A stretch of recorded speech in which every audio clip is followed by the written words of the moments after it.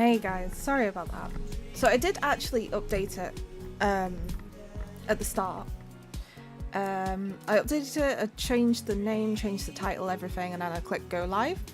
And then I've like come on and I'm like, wait, why does it say Skyrim? Why does it say Skyrim on a FOT Thursday of all days? Yeah, basically the same. I mean, we are going to be doing that. So we're continuing from last week. Finding our dream daddy. I hope you all enjoy. It was an experience last week. We're continuing. So last week we made our daddy how we wanted him to, and we went on our first date with Matt, the barista. Hello.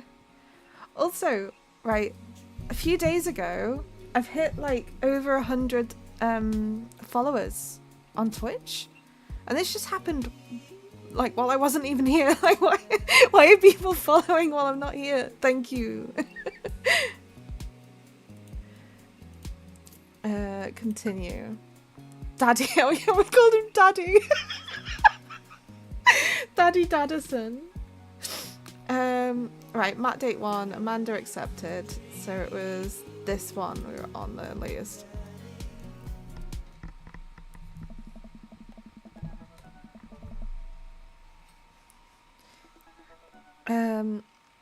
Also, for everyone who doesn't know, it's actually Raphael's birthday today from Love and Deep Space. Could have been worse, could have been Daddy Kun. Wait, we're the daddy? Everyone is a daddy in this era. Everyone is a daddy. We are a daddy, and we date other daddies. That is the game.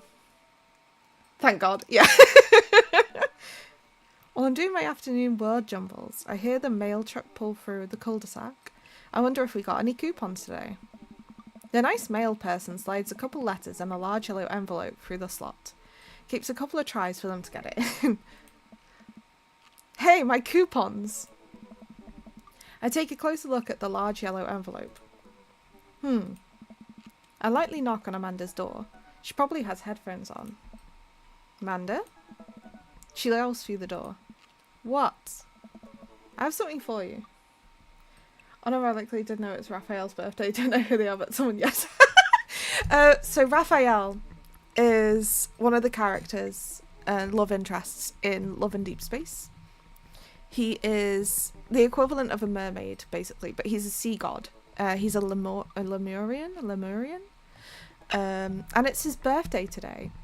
And there's a lot of drama around it at the moment because they've added this feature in Love and Deep Space where you can write them birthday wishes, and people have been writing death threats in there to a fictional character, and so they've gotten banned from the game because, you know, why are you writing death threats in the game?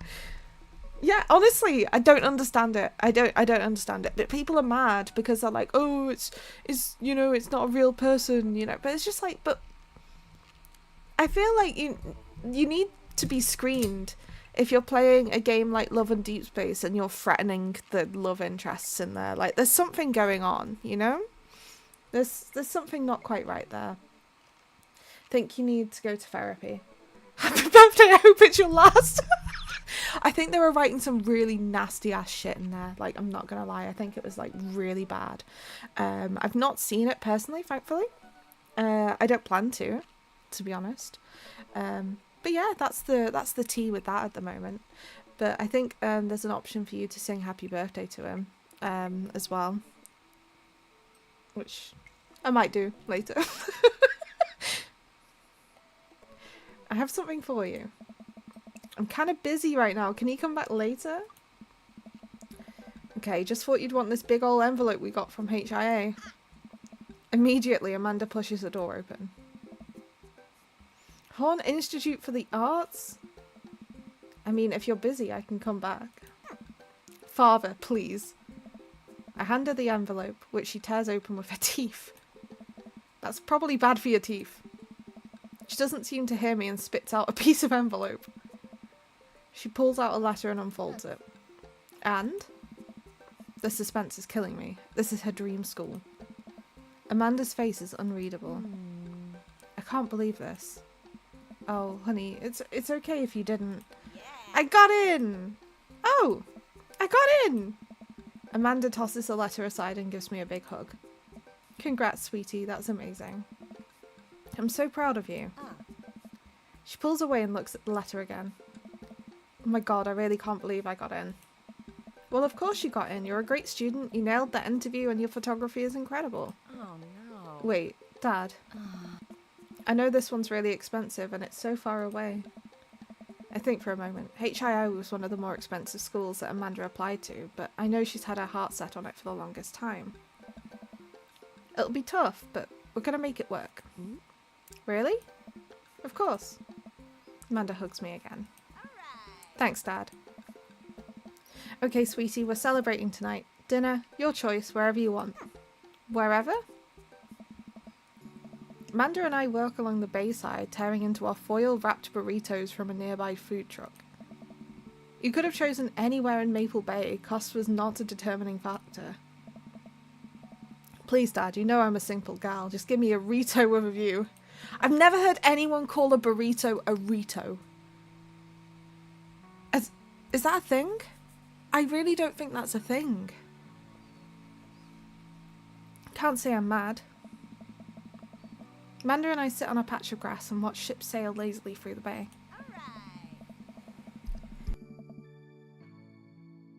Sorry, I had to sneeze. And the dorms are right near a bunch of cafes, and there are still all these galleries nearby, and there's a discount if you bring your student ID and... Amanda, slow down, you're gonna choke on your burrito. It better not be a thing. It is a threat.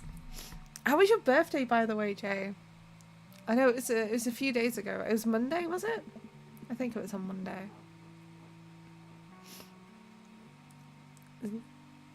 Meanwhile, Erin immediately looked into it and summarised it. Of course, it's the Chinese Silas simps. Yeah, yeah, it's all the Silas simps. Yeah, but I don't get it because I was well, I thought I would be a Silas girly.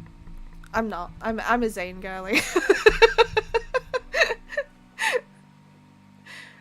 We love Zane.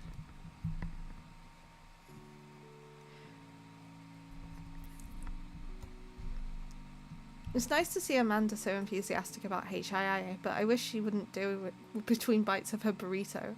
I thought I taught her to chew with her mouth closed. I wonder who my roommate's gonna be. You take a survey online and they match you with someone with a similar major and interests. Bet we're gonna be best friends.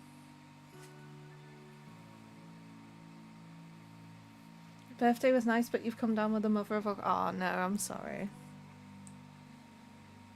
I think there's definitely something going around at the moment, isn't there?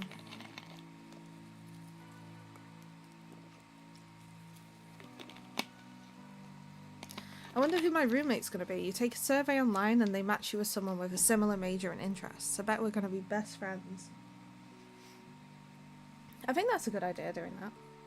Talking voice an octave deeper? Goodness me.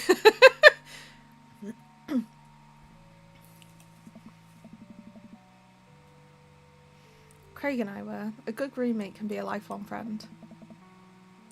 But don't even get me started on bad roommates. Oh no.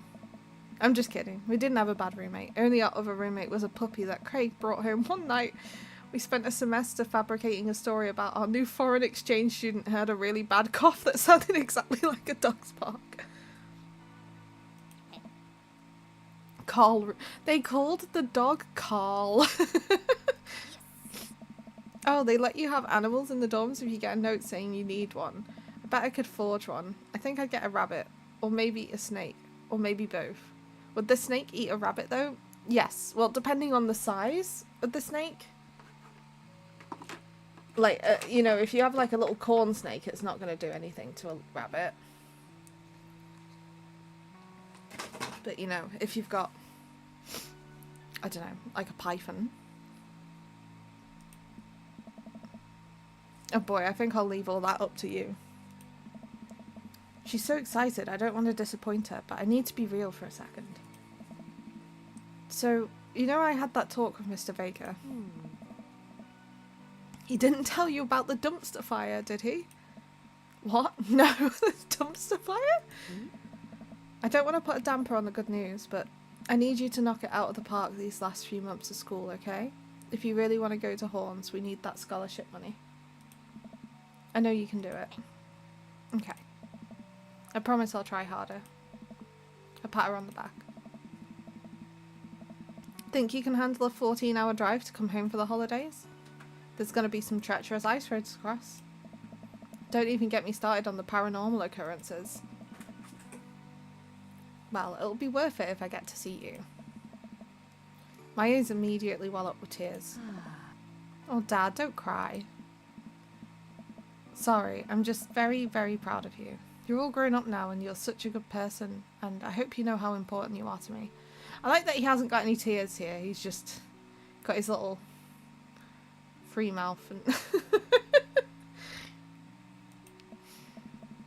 Dad, stop, you're gonna make me cry too. It's too late, honey, it's happening. Dad, I can't get tears in my burrito, it's gonna make it taste sad. Don't all burritos taste sad though? I feel like that's a thing. I feel like if you have a burrito it usually tastes like sad. I pull Amanda in for a hug and kiss her on the forehead. Love you, kiddo. Love you too, Pops. Welcome. You've got dads. You got dads? Oh, Craig's messaged me. Hey buddy, so I have a favour to ask. Robert invited me over for dinner. And I know it's kind of faux pas to invite another bro, but I've known the guy years and I can't get a good read on him. I know it's going to be super awkward if I go by myself. Will you please come with me? What are these... What does this mean? What does... What does that mean?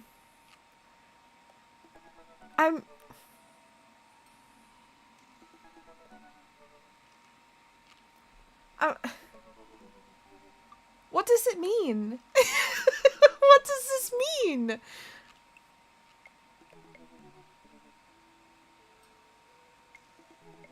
What does the frying pan mean?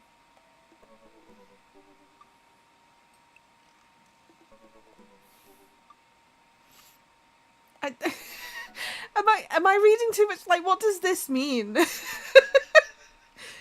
Is this a thing?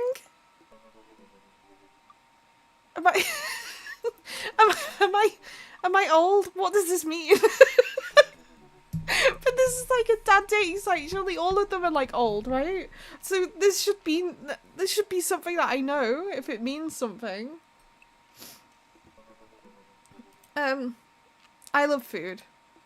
I love free food especially. And I don't know why you're so sweaty about cooking, but sure. Yeah, dude, I'm down. Thank you. What? I really hope that's a sweater for like... Maybe Craig just doesn't know what he's doing. I think that's the joke. I think it isn't a thing. Eat that dinner. Oh, we should have probably listened to more calls or something. That doesn't sound too bad. I could definitely go for free food, but why is Craig being so apprehensive? Does he know something about Robert that I don't? I hurry up and reply before my dad brain can work itself into a paranoia spiral.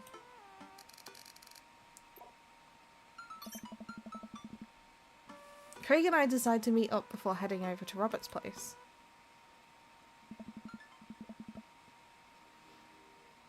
I've just seen the tears in my Rito pain in my heart. Craig's waiting on my porch, bottle of white wine in hand. Daddy! Boy, am I glad to see you! Likewise, man. Classy of you to bring wine. Oh, it's not wine, it's sparkling apple cider. Robert literally has a wine cellar, so I think he's good. Wow. Or at least I think he has a wine cellar. I'm genuinely unsure if he was telling the truth or not. I can never tell with him. I never get when they say sparkling apple cider. Like, what does that mean? Because cider is sparkling. Like, what? It's just cider, right? Why do they say sparkling apple cider? That's literally just cider.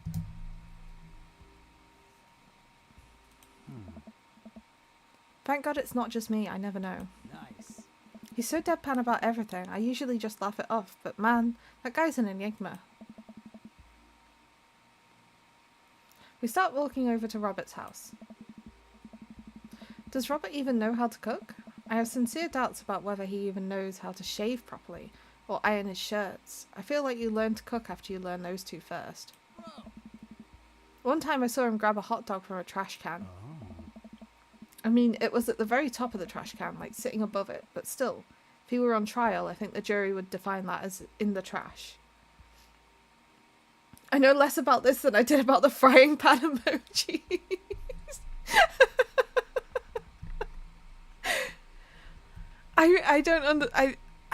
I don't think the frying pan emojis meant anything. I think I was reading into it too much. In his defense, I've definitely considered grabbing food from the top of the trash before. Well, yeah, I think we've all considered it, but the difference is that Robert actually did it. True. Maybe he's the enlightened one. Maybe we're holding ourselves back. We arrive at Robert's house and ring the doorbell, but the doorbell won't chime. Must be broken. Craig knocks on the door a few times. Since when does Robert have a dog? I don't know, that's weird. I can hear Robert just inside. 1 second. This is uncharted territory, Daddy. What if he's the one making barking noises and there is no dog?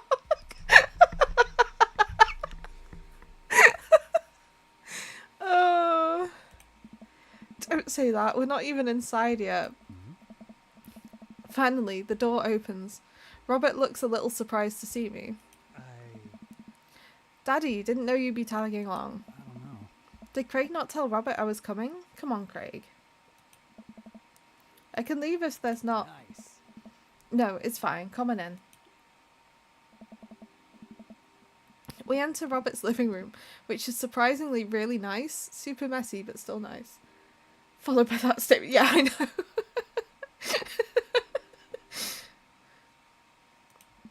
Make yourselves at home. We can still hear barking from the other room. I didn't know you have a dog, Robert. Oh yeah, that's Betsy. Have to put her up when guests are over. She'll calm down a bit. What kind of dog is she? Pitbull. Rescued her from a dog fighting ring a few years back. She hates strangers. If I let her out right now, I'll probably have to take you both to the ER. Oh my gosh. Craig and I make eye contact. He raises an eyebrow at me. Oh, okay. Anyways, dinner should be ready in a minute. Hope you guys like ossobuco? What's ossobuco? I feel like I need to Google that. What is ossobuco? Just a sec, everyone. I'm gonna learn what ossobuco. Ossobuco. Oh, it's Italian? Okay, so ossobuco is a specialty of Lombard, apparently, from Lombardy. It's veal shanks braised with vegetables, white wine, and broth. It's a posh casserole, is what it is. It's just a casserole. Oh, so is bone. Yeah, it'll be the veal. It'll be on. It's the shank, so it's literally the osso is the shank, I guess, and then the buco probably means like sauce or something. The name is posh for bone with a hole. Yeah. No, it's literally casserole. Robert leaves the room, presumably to go to the kitchen. Craig leads in and whispers, was the dog fighting real or was he kidding? I don't know. Nice. What's ossobuco? That's what I was saying, bro! like so real for this.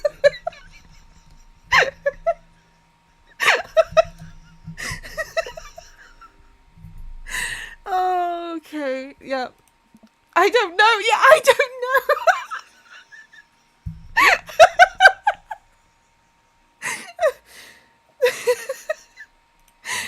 Did he make up that word? That's what I was thinking. Oh my gosh. Honestly, I think Craig is, Craig is a really good daddy. I just feel like with Craig, because he's super into working out, like, I don't know if we'd have that much in common, but he's so down to earth. He's so nice. Until I have Osso Buko in front of me, we can only assume so. I think, Sparktails, you've come just as, he was saying that he had Osso Buko for us, and we were trying to work out what Osso Buko was, so I've just gone on to Wikipedia to work out what it was, and then they've both said to each other, what's Osso Buko?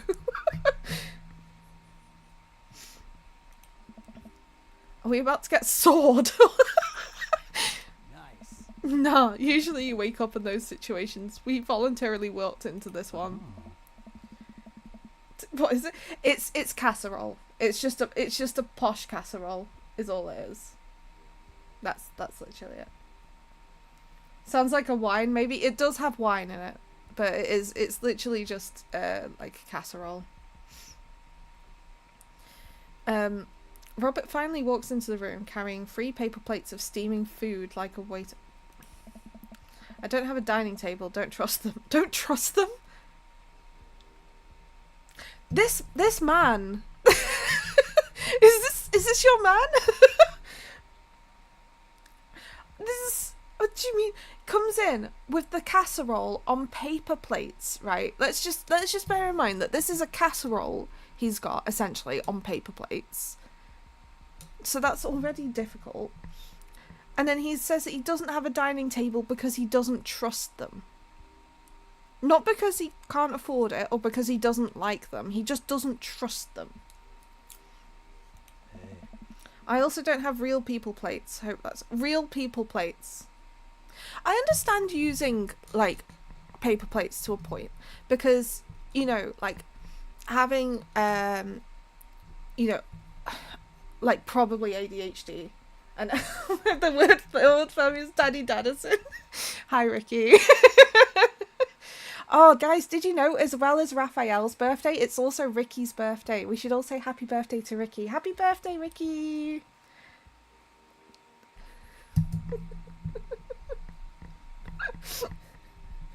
Hi Ricky. Happy birthday!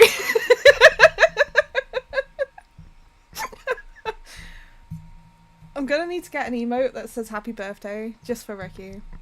Every week is his birthday. How are you? How you doing? On your birthday, no less.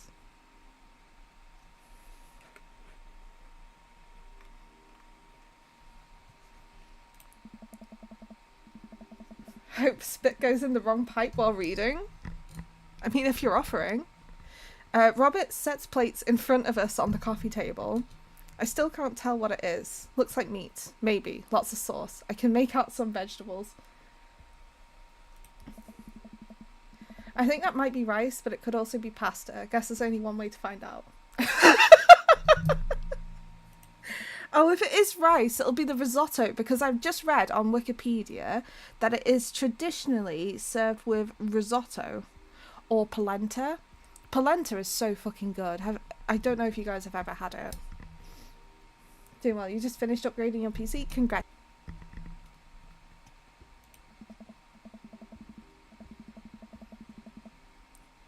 Take another bite. The medley of flavours in this dish is amazing. The meat is so tender and the risotto, I think that's what it is. It's so creamy. Robert, this is really incredible. You cook this? Yeah. I fished it out of a dumpster behind a restaurant. Or at least I think it was a restaurant. The dumpster food comes back to haunt us. There's no way. Can you believe people just throw this stuff away? I almost gag. Slowly low as fuck. Gonna tear this now and see if it explodes. Hopefully not. I'm kidding. I look over at Craig, who looks wary but still has his mouth full. He gives Robert a thumbs up. Glad you like it. Where did you learn to cook like this? Worked at a restaurant in Spain for a hot set. But it's not Spanish, it's Italian. We just found that out because we used Wikipedia. Is he messing with us? I decide to play along. You lived in Spain? After I dropped out of college, I went backpacking through Europe, crashing on couches, sleeping in hostels, wherever, totally broke. Worked a couple of odd jobs wherever I could scrape together some cash. One night I'm eating dinner in this little restaurant just outside of Madrid. Go to pay and realise I spent the last of my money on booze the night before. When did Wikipedia ever lie? I mean, I'll look it up, but also Buco does sound Italian as well. It says secondo as well as an Italian course.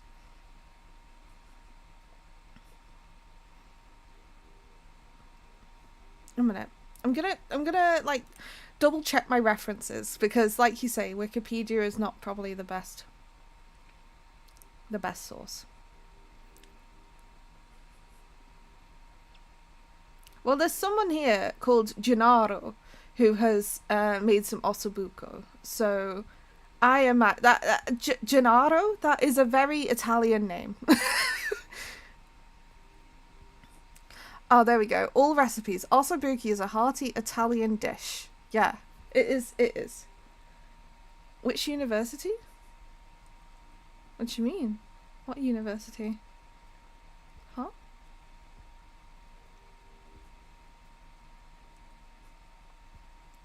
Am I lost? I'm in the middle of ditching when the manager catches me and puts me to work in the kitchen. Long story short, they ended up liking me so much they offered me a job. Why not, right? Started living with some distant relatives on my Mars side. You said it was an Italian course. Oh. Shut up.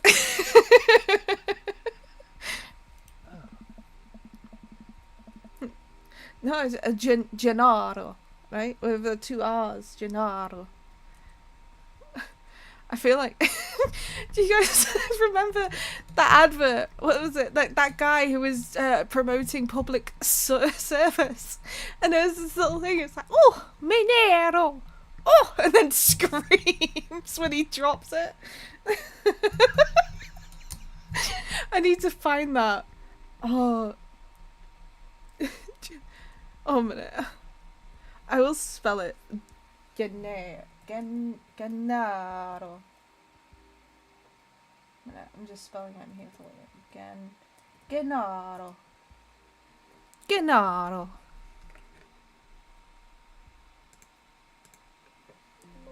There you go. That's how it was spelled. You forgot the... I can't do that with my hands. I'm doing it. I promise. Craig and I wait for the punchline. What night watchman did he swindle to get back to the States? Who did he con in a game of poker in the back room of a speakeasy for safe passage in the crew quarters of a cargo ship? Hey. Anyway, I still love to cook. I don't know what's real anymore, but this food's so good I kinda don't care. That's amazing. It really is. To be totally honest, I wasn't expecting a gourmet cooking here. Especially not served on paper plates. That's the thing, right? If he doesn't have the paper plates, like he has paper plates, which I do get, you know, like I was saying before I got distracted, being, you know, with like mental health difficulties and stuff, sometimes, you know, paper plates are a godsend, not gonna lie. Like sometimes it is super helpful having something like that so that it's one less job just to sort of help, you know. But like, why, you know, go through a casserole like that is gonna take, I feel like that's not like a one pot meal. That's gonna be a lot of dishes already, and it's like a casserole. It's not just like, say, putting like a frozen pizza in the oven, you know. So it's gonna be like very moist on the plates. So I don't know. Sometimes you don't want to wash and shit. Sometimes you hate it. Yeah. Yeah. Raphael's getting death threats on his birthday today. For some reason. Because people are weird. Poor Raphael.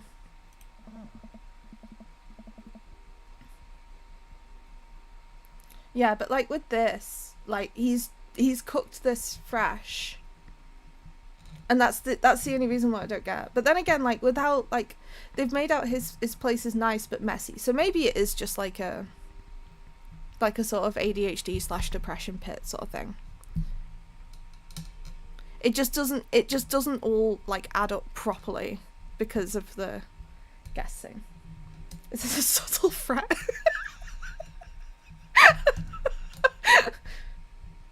Maybe he calls his house the dumpster? Maybe. The ossobuki is screaming for itself. And paper plates are just as good as regular plates if you double them up. That's such a waste. Oh. Hey, is it bad if I ask for seconds? Help yourself, but save room for dessert. I made lemon berry sovereign. What's this? What's a sovereign? Alright, we're learning today, everyone. Sovereign. Oh. I've actually... Right, okay, I do know what this is. It's just a cake. It's a ring cake with fruit in the middle, and it's soaked in, like, juice, you know?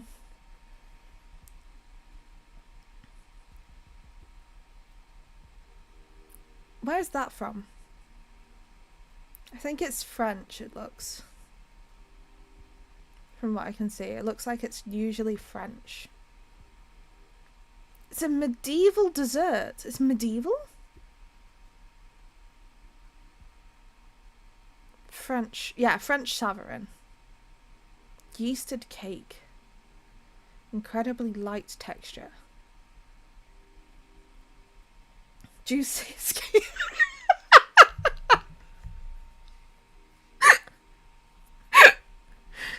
Okay. Fancy Mank calls a king or queen. Oh, it's funny. It's sovereign. Well, aren't you just full of... Craig looks over at me. Surprises. Robert winks. You bet I am. You can come over for dinner anytime. Craig. I'm gonna go get seconds. Me too. After consuming way more ossobuco than my body could handle, and then really ensuring a later food coma with a generous serving of whatever sovereign was, Craig and I decide to head out. Thanks for coming. I'm making an attempt to be more social. Well, we're always happy to stop by if you want company. Especially if there's ossobuco involved. Welcome. You've got dads. Okay, so we've been on a date with Matt. Already. So, my next four is either Craig or Damien. Because I'm very predictable. Goes over for dinner every time, yeah. But I don't know, like, is Robert into Craig? Because Robert invited Craig over. And then when he said you're welcome to come over for dinner anytime, he said to Craig. So I don't want to sort of get on that.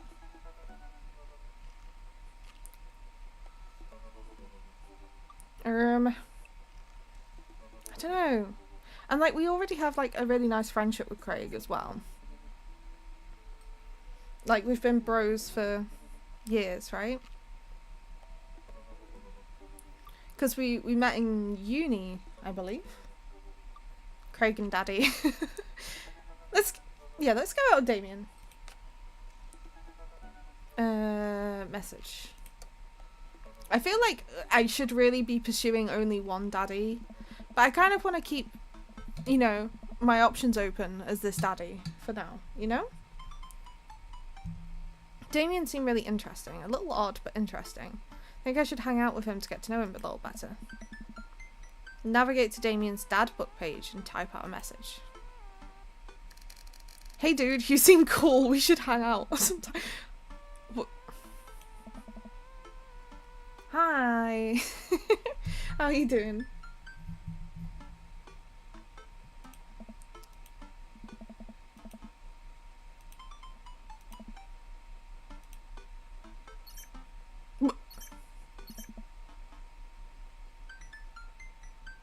You're good, good. Have you been up to much today? Daddy, I must confess my excitement to be receiving your kind letter, for as you see, I do find myself available to enjoy your company. I must ask for your forgiveness, however, as I believe our first meeting did not paint me in as gentlemanly manner as I would have liked. I would be highly flattered to enjoy your companionship at my residence for an afternoon tea and a stroll around my garden, should it please you. Till then, adieu.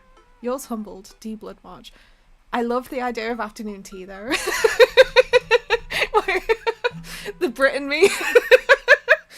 Oh, not really. Did some hoovering? Ah, that's fair enough, though. Like, I think sometimes you need a bit of a chill day. Hey, Amanda. Can you help me with something? Aww. Dad, for the last time, I'm not popping your back pimples. Ew. The pinky reflexively extends? Yeah, right? It does.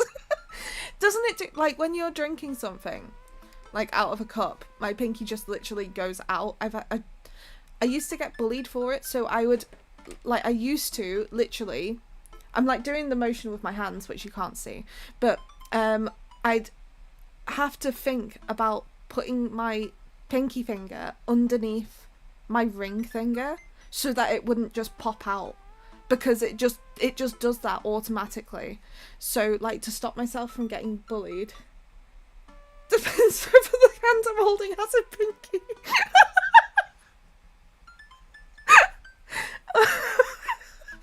True. I guess yeah. You got me there.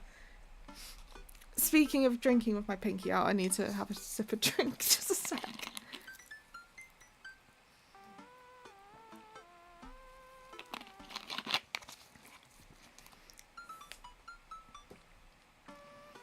No, can you interpret this for me? I turn the computer to Amanda and she squints at Damien's message. I just don't understand Nextpeak. Like, is this how you kids communicate with each other now? Oh, totally. This is the hot new thing. See, Dad, kids got over saying lol and lameo or whatever and decided that they needed to go back, bring it back to the 1800s. So what do I do? Where's your pen and quill? What? Did you forget to unpack the pen and quill, Dad? How will we address the nobleman in regards to your upcoming debutante? Amanda's such a bitch. Okay, now I know you're messing with me. Father, without a proper chaperone, you'll never end up with a suitor worthy of our land. Or our dowry. Or... So you read Pride and Prejudice for school one time and now you're reciting things you know about it back to me, aren't you? Like the first 5 pages I read a review of the movie. Still got a boo though. Great, so what do I say to Damien? I got this. Amanda reaches over to me and types on the keyboard. Sure thing. Regards, Dad, regards!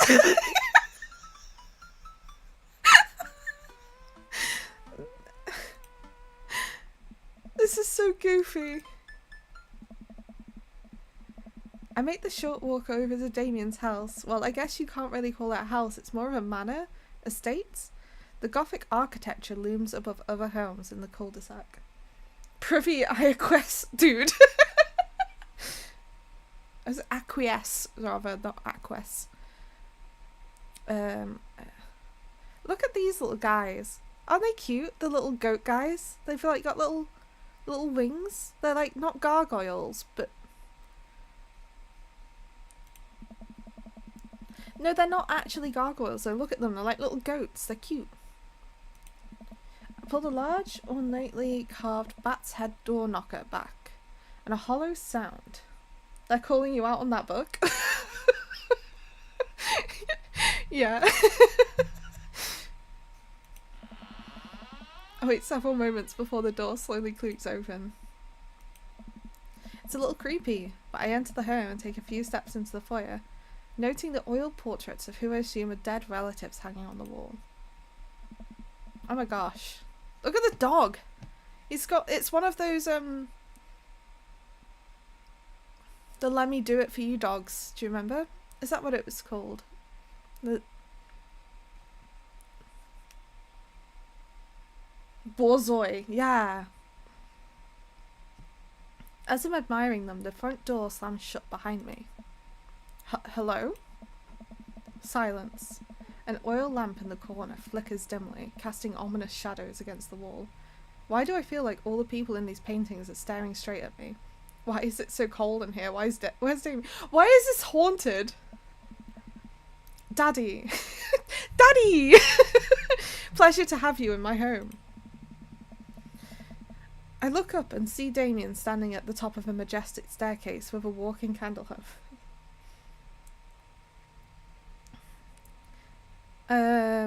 I look up and see... Yeah, we've done that. What's with the door slamming shut? It was on one. You know what? I haven't thought about the let me do it for you dog in such a long time. Like, it was all over TikTok. And it was usually to like with Pringles, right? Like getting to the bottom of the Pringle tin. And it's been such a long time since I've seen that meme. Oh. Oh, sorry, there was a draft. And the door creaking open when I knocked. Oh. I accidentally left the door unlocked. And the creepy oil paintings. I like oil paintings. Right. Right. I'll be lurking, Daddy. It's been 5 days with the boys. Hope you enjoy. Thank you for lurking, Ricky. Thanks for stopping by. You first encountered it via Genshin? They had Baizu's snake Ching Sheng do it. No. I'll catch you later. Please, let me show you around. Okay. Damien leads me around his house, showcasing his parlour, sitting room, auxiliary sitting room, and the parlour again for some reason. How delightful. This is one of the older homes in the block, yes, but nowhere near as old as the architecture might suggest.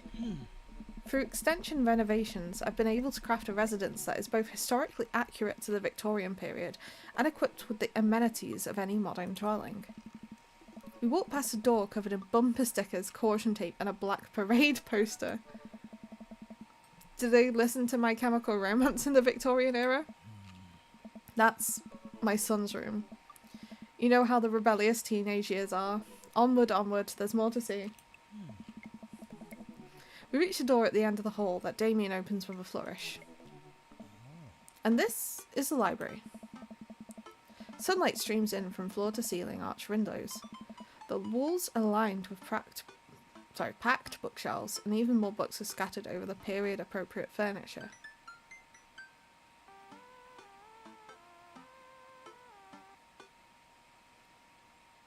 I think I've just got one of those scammy... You know those people who message you claiming to be like a child and they've broken their phone or something?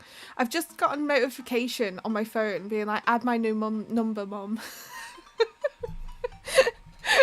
I was just like,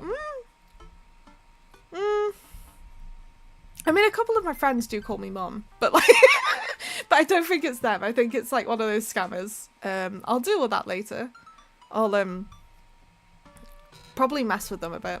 I like doing that. I like wasting their time.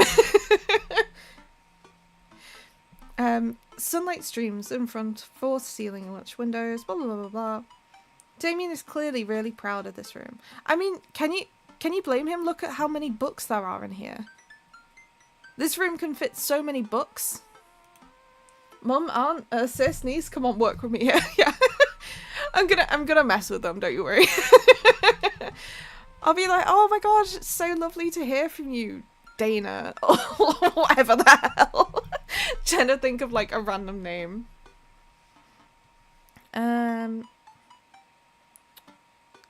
Shall we look at the butterflies? I think we look at the butterflies. I thought you died in the war. One of them I messaged back saying that I didn't think that it was they were like claiming that they knew me from high school. Hi Bowie. Ooh, Daddy's is going well. I was just talking about how we've just got a message from a scammer being like, "Hi mum, add my new number," and how I'm gonna mess with them a little bit later. Last person that I got one of those, it was someone pretending to be someone I knew from school. But I knew that it wasn't, because there's no one from school that would want to like speak to me anymore, I don't think. At least no one that I'd want to speak to other than like Jay. A person with scammers, yeah. And they were like claiming that we knew each other for a while, and I was just like, oh my gosh, wow, I can't believe it. You know, how are you doing? They're like, oh yeah, I'm doing really well. After we left school, I did this, I did that. And I'm like, oh my goodness, you know, I'm so glad to hear that. But I thought that you weren't talking to me after like what happened with your husband.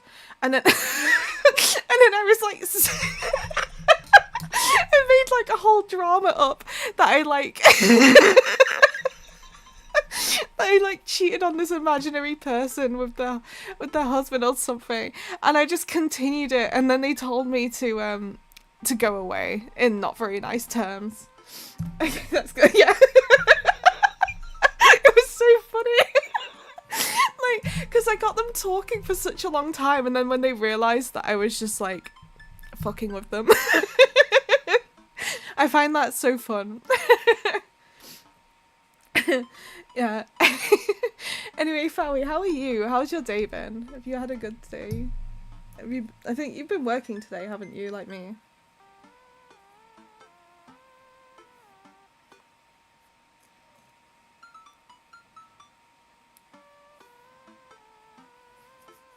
Yeah, they get mad at you for wasting their time, yeah.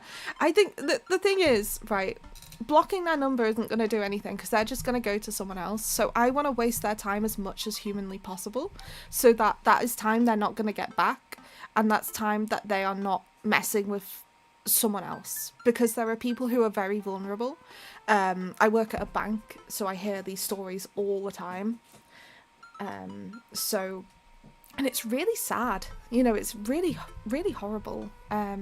We, you know, as someone who works there, you know, we try to protect people as much as we can, but there's only so much you can do, you know, because people have access to their own online banking and that. They can send as much money as they want to these people pretending to be their daughter or their friend or whatever, you know, and it's really sad. So I like messing with them, because me, reporting their number isn't going to do anything, because they can spoof different numbers. So like, for instance, my number got spoofed once. Like, I got people calling me saying that I'd been calling them, and I hadn't been, obviously. So someone had obviously, you know, used my number to pretend to be a fraud, well, pretend to be someone, you know. You good? Work good, bro. Enjoyed a wee bit of Monster Hunter. Where are you up to in the story? I've finished the story. I'm up to high rank now, so there's still more sort of story to go for me. But I've finished like the sort of main bit. I'm not going to be streaming Monster Hunter. A, because I'm bad, and B, because that game would not run with VTube Studio and Streamlabs and everything on my laptop. There is no chance whatsoever. But yeah, we're gonna look at the butterflies. I've been sort of distracted for enough. Oh, we like that. I woke up to the glass display of pin bugs on the wall. It's pretty impressive. Nice bugs. I pinned them all myself. Maybe I could show you how sometime. I'm concerned I'd stick the pin right through my finger. Ah, the pinner's gambit. What? In the lava area? You're gonna fight some octopus. Oh, the Zuwu? Zuwu? Or is it a different one? Sector locked in with no forge options, and all the armor I have is fire resistance. I'm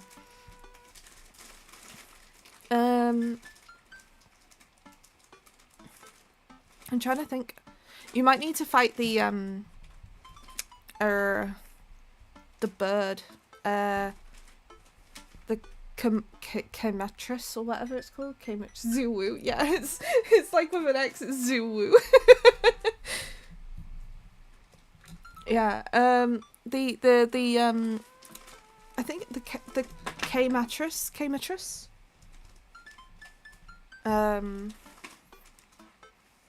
Because that has, because it's fire, so it gives fire resist. If you are struggling with it, I believe. I don't know. I'm like, just Chemetris. Yeah, I don't know how it's pronounced. I was making a joke to myself, a what matrice, but I didn't. No. Let's pick up a book.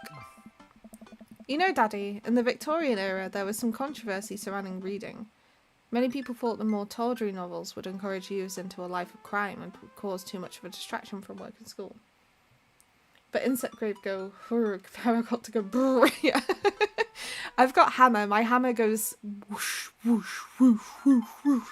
Love my hammer.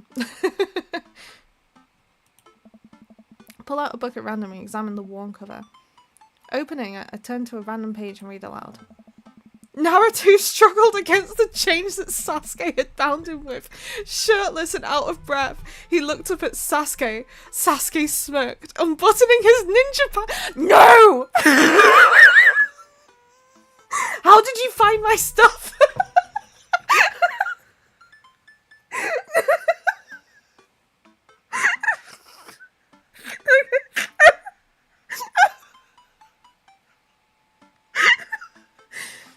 Oh my. Okay, I think that's enough.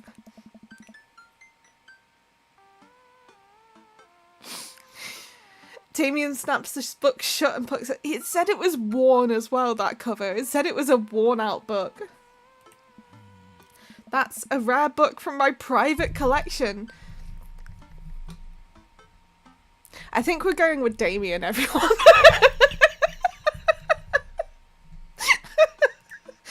Look out of the window. I walk to the window and I'm greeted by a beautiful view of Damien's backyard. It showcases a beautiful view of the rest of the cul-de-sac. Hey, I can see Craig on his lawn. He's doing push-ups with his daughters on his back. Damn. He sees me and waves happily, doing push-ups with one hand now. Damn. Oh.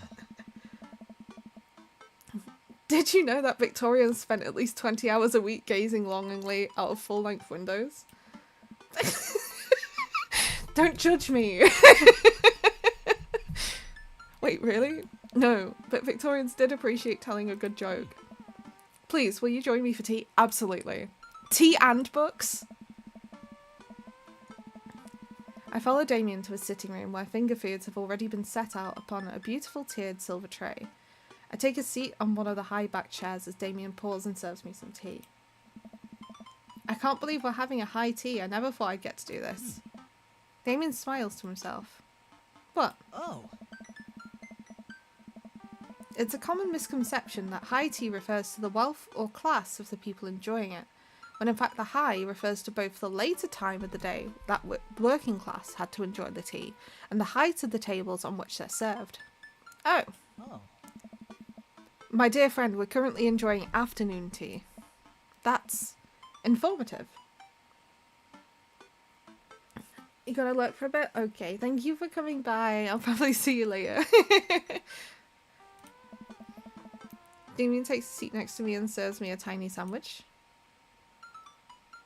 Your home is really impressive.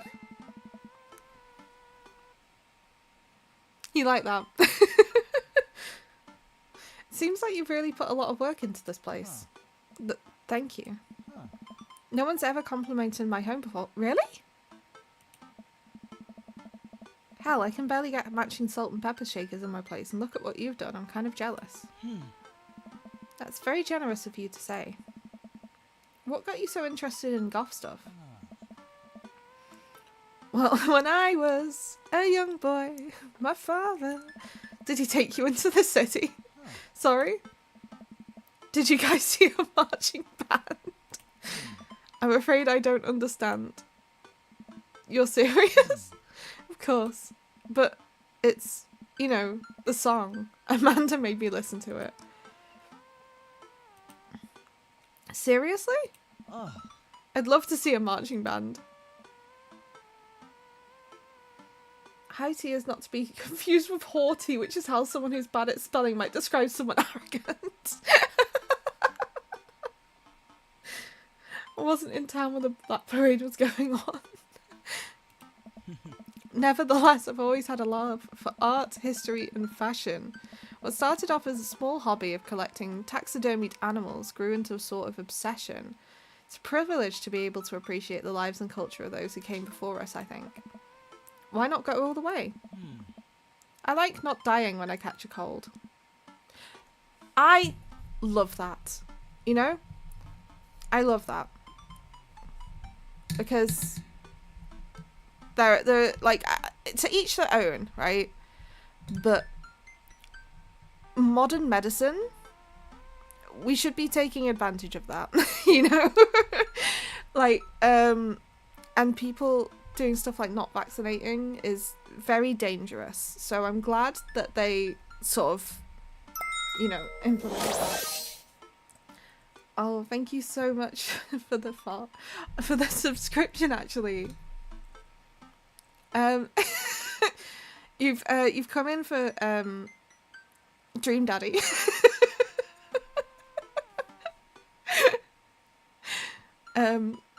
We're currently on a date with Damien,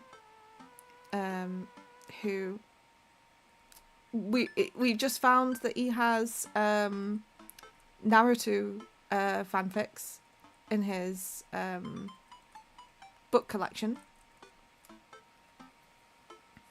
I know what I've done. How are you doing? Oh. I can acknowledge that there were many terrible things about the Victorian era, and to try and live a life that strictly aligns with those ideals would admittedly be horrid. But I think it takes a critical mind to truly appreciate something to the fullest, to be cognizant of its flaws and love it all the same. Tell me, Daddy, do you have any hobbies? Oh man, I do. But I don't know if I care about anything the way you care about this stuff. Just as context as well, we've called our character Daddy Daddison, so everyone refers to him as Daddy. Just if you're wondering why he is Daddy. Well, I'd love to hear about your interests. Hearing someone talk about the things they're passionate about is intriguing. Quite honestly, rather attractive. It has had consequences. It's had some rather hilarious consequences, though. Yeah. Please do tell me about your hobbies. Quick sounds sophisticated. I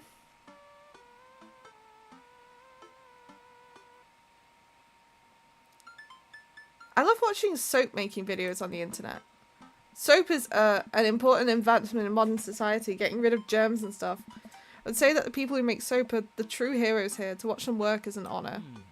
I tried making some with Amanda once. We both had to go to the doctor for the rashes, which I guess goes to show that we should leave it to the professionals. Come, I have one more thing to show. He didn't seem to like the soap making videos. I don't understand that, but you know. Damien takes me around the back of his home, where a variety of flowers flourish in beautifully landscaped rows. A small stone path weaves through it, and butterflies flit lazily through the air. This is gorgeous. Like, isn't this crazy that this is just in a normal, like, suburban, like, cul-de-sac? My garden. It's beautiful. Thank you. Victorians took flowers and floral arrangements very seriously. You see, it was considered uncouth to discuss personal and romantic relationships in public, so lovers and friends alike would use bouquets to send secret messages to each other. Each flower and plant is symbolic of different feelings. Even more interesting is that one flower could mean different things depending on the other plants it was paired with. One had to be extremely careful, as even the style in which the ribbon was tied around the bouquet affected the message. Damien leans down and picks a gorgeous bright orange flower off a vine. Lilium bulbiferum, the orange lily. What do you think this one means? Thou art the tightest. 3 cheers for sweet revenge. My loins are ablaze?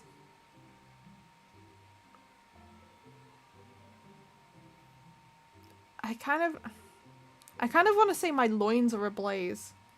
Some Victorians suspected that others were making it up as they went along. No.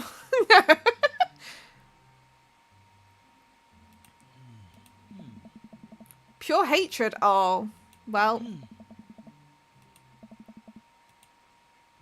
Oh God. I want him to like me.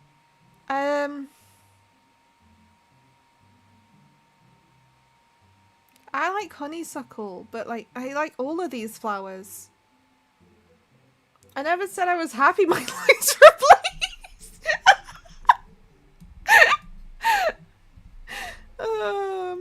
What do I say? I don't want to say sunflowers. I don't really like sunflowers all that much. I prefer these two, but like I feel like this is the wrong answer. I'm gonna say honeysuckle. They smell really good. You can eat the tiniest drop of nectar when you pull the stem out. Oh, he did like it. Okay, that's fine. I wonder what you would have hated.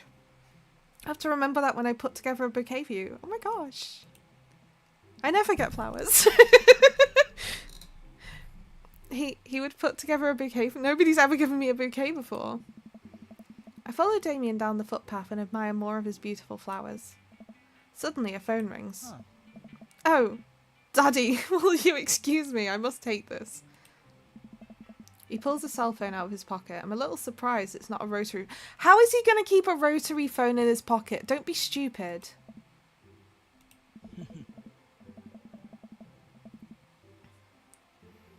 Damien smiles and walks back to the house. I take a deep breath and enjoy the heavily perfumed air. What a lovely yard. This makes me wish I'd put a little more effort into the garden Amanda and I tried to start one time. Our watermelons grew to the size of cherry tomatoes and then immediately died. Yeah. Oh hey, a gargoyle. Oh no, I knocked over the gargoyle. What are you doing? Why are you doing this? Oh God. Okay. Oh God. Alright, so that needs to go like that, right? Yes, okay. This. Like that. No, okay. This one. No, okay, it is this. Like that. What am I doing wrong? Oh, I can flip it. Okay.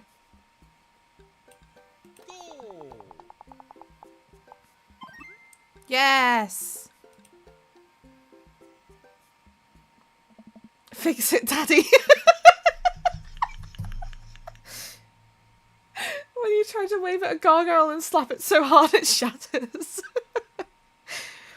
Whew, that was a close one. Uh-oh, here comes Damien. He looks upset. Daddy, my sincerest apologies to have kept you waiting. There's an urgent matter that I must attend to, so I'm afraid I must take my leave. No problem, dude. Everything alright? Damien worries the hem of his coat with his fingers and looks away. Everything is perfectly fine, but it's Lucian. What's wrong?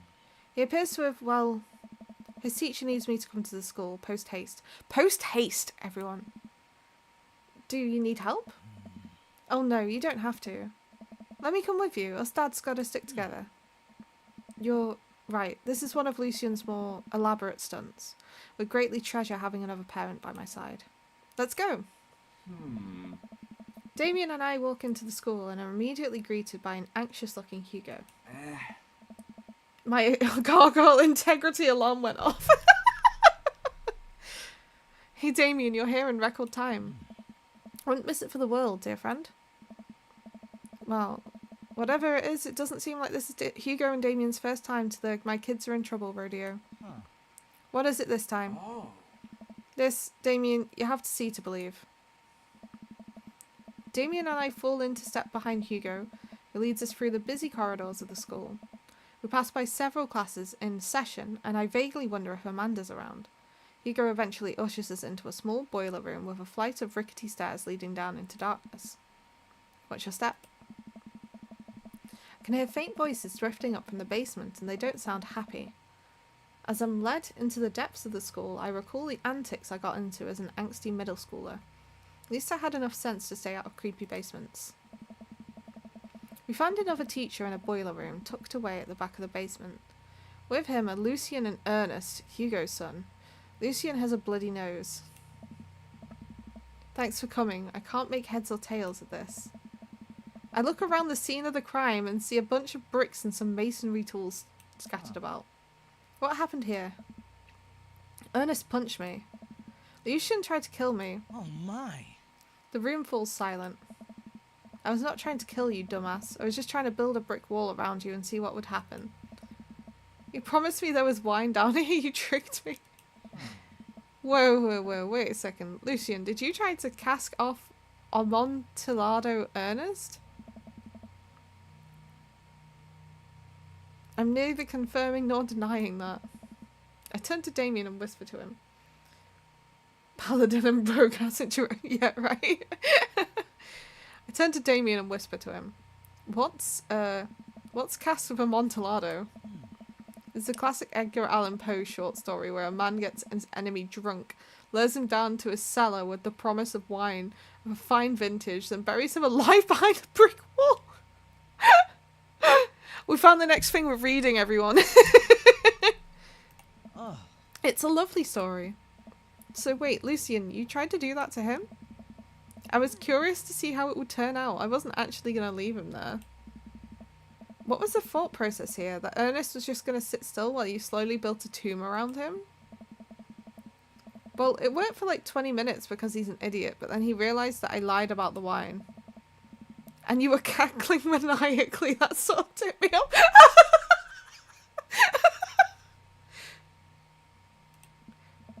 Ernest, 20 minutes? Dad. Whoa. It took you 20 minutes. Son, we just did an entire 2-week unit on the Cask of Amontillado, and it took you 20 minutes to realise Lucian was leading you to an elaborate ruse. Did you even read the story? I read the first 5 pages and then read a review of the movie. That's the same as what Amanda did with Pride and Prejudice. Whoa. This is the 20th minute of maniacal cackling. Yeah, imagine cackling maniacally for 20 minutes straight. It's only 5 pages long and that is no movie. Yeah, you're right. I paid Lucian to read it for me. Actually, he didn't even pay me, so when you think about it, this was me teaching him a lesson. Damien and Hugo both have their heads in their hands. You guys are always telling me to engage in the literature, and I did. I don't see a problem here. Alright, I'm filing this under what the hell. Don't do whatever that was again. You both are suspended for a week. Ernest and Lucian high five. Teacher starts to stomp up the stairs. Hugo, I'll cover your class. Take your son home. Mr. Bloodmarch, you too. Thank you for your mediation. We all head up the stairs and out of the school in tense silence. Lucian, Damien and I all pile up into my car and begin the drive home. Lucian immediately puts his hood up and stares out the window angrily. I'm not going to therapy again. I know, son, it's entirely up to you whether or not you want to go. But I care about you and I can see you're struggling. So if you do decide that you would like to speak to a professional about your feelings, we can do that too. Maybe you can spend this week looking for a summer job, I know how much you want your own car. I can't believe Damien's keeping his cool. I'm impressed. Figured reenacting it was faster than reading it aloud, yeah. He's just getting involved, you know. He's just extra credit work. Fine. Thanks for not freaking out too hard. I love you, son. Lucian continues staring out the window. Love you too. Aww. We spend the rest of the drive in relative silence. The moment we pull into the drive-thru, Lucian hops out the car, slams the door and runs inside. I didn't expect to have that conversation in front of you. He and I have a lot we need to work out. It's alright. And all things considered, Lucian's bricklaying was pretty good. So there's your silver lining. Well, if you know, if whatever he wants to do doesn't work out, you know, he can always get a job as a bricklayer, I guess. There is that, yes. I really admire how you handled that. You're a lot more diplomatic with him than I would have been. I just want what's best for him. I don't think yelling at him would do either of us any favours. It really does. You're a good dad. Oh, we like that. See you around soon? It would be my honour and my pleasure. Damien bows with a flourish. Classy. Come home to find Amanda curled up on the couch with a blanket watching TV. Plop down next to her. Yo! What you watching? Tiny House Hunting Brothers Extreme Edition. Ugh, I hate this show. Return of the Aubergines? I know, right? Means that we're doing good. When the Aubergines come up on stream, that's a good thing. That can only be a good thing. The couple on screen bickers back and forth while standing in an extremely small house made out of recycled bottles. Tiny House Hunting Brothers watch them with bemused expressions, both of their heads touching the low ceiling. I told you I wanted a 2-bed, 2-bath, shabby chic cottage. This house doesn't even have a bathroom. But honey, the outhouse is only 20 yards away. It's not that bad. I am not pooping outside, Greg. Why don't they just get a regular sized house? I don't know. How'd afternoon tea go? It got strange. We had to go to the school to pick up Lucian since he had tried to... He lured Ernest down to the cellar with the promise of fine vintage and then tried to brick him into the wall, right? How did you know that? Has everyone read the story except for me? Lucian live streamed the entire thing.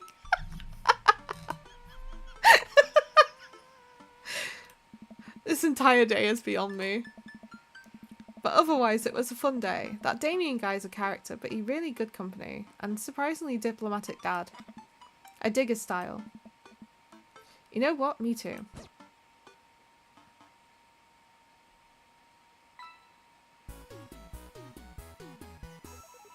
Woodworking.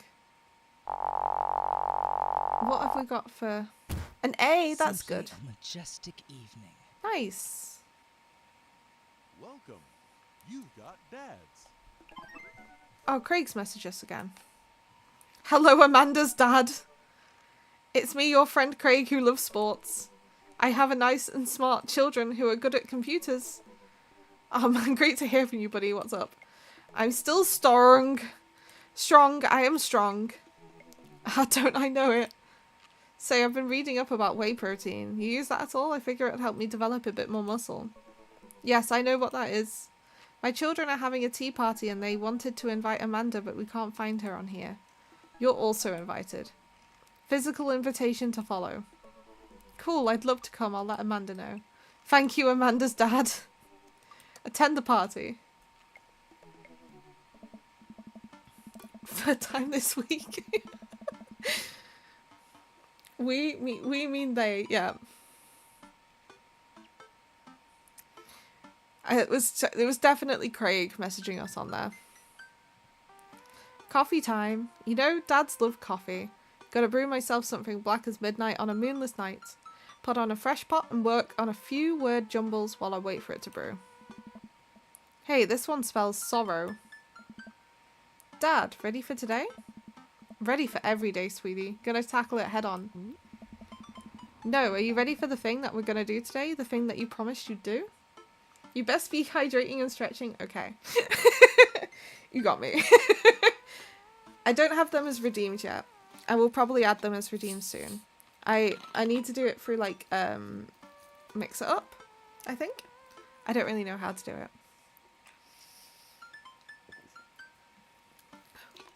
But thankfully I have several really nice streamer friends such as yourself who I'm sure will help.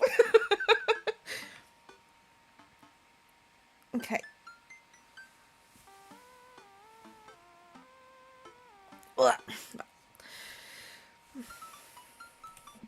Honey, I already told you that I'm not going to throw my Tom Clancy novels. They're distracted in living room. I keep bumping into them and knocking them over and you don't even read them. Wait, no, that's not what I'm here about. The tea party, Dad. Nope, don't remember that. Craig's kids, that hand-drawn invitation. Amanda walks over to the refrigerator and comes back with a hand-drawn invitation on a sheet of computer paper, inviting Amanda and Amanda's dad to a tea party. They spelled cordially wrong. Just put on some going outside pants and let's get going. I can go outside in sweatpants, no one's stopping me. Dad, just, ugh, I'll see you in a minute. Let's put on some going outside pants. I don't want to upset Amanda. Oh, look how cute they are. They look so much like their dad. Hello, thank you for coming to our tea party. I do my best to bow and present my daughter, who thanks them with a curtsy. This way, please. Briar and Hazel lead us to a small table with tiny chairs. Some are occupied by stuffed animals, and Matt and his daughter Come and Ceta are here too. Matt raises a comically small plastic teacup at me. Hey dude, how's the tea? Imaginary tea is absolutely wonderful. I taste a hint of lemongrass. Hello, Come and Ceta. Hello, Mr. Amanda's dad. Right one in particular looks like a slightly older Lilo.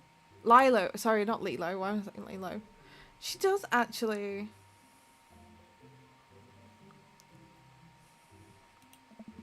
You know what? It's been such a long time since I watched Lilo and Stitch. Lilo and Stitch? Lilo? Lilo? I'm like, I've like gaslit myself. I don't know how it's pronounced now. Lilo? Lilo, right? Lilo. Like Leela, isn't it? But it's, yeah. Don't think I'm going to be able to get out of this chair. Hi, everyone. Turn to see Daisy and Brian enter into the backyard and take a seat next to us. Sorry we're late. Daisy made me put on my going outside pants. See, Amanda? Is that really something your daughter had to pressure you into, Brian? I give Amanda another even more exaggerated wink. She rolls her eyes even harder. Lilo is in the thing you lay on in the pool, not that one. I was sure it was Lilo until right this moment. Now I'll hear another character. Yeah, I'm like trying to work out if it's Lilo or Lilo or Lilo, Lilo?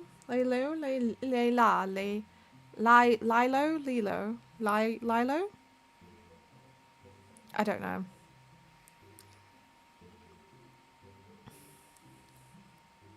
Give him a, yeah, thank you for taking time out of your busy schedules for some high tea. Actually, it's a common misconception that high tea was appreciated by nobles. Dad, shut up. Now, if you'll all put on your designated tiaras. I think that's so cute that we remember the high tea thing. She is hereby renamed Small Autistic Bean. Yeah, I like that. That's a good one.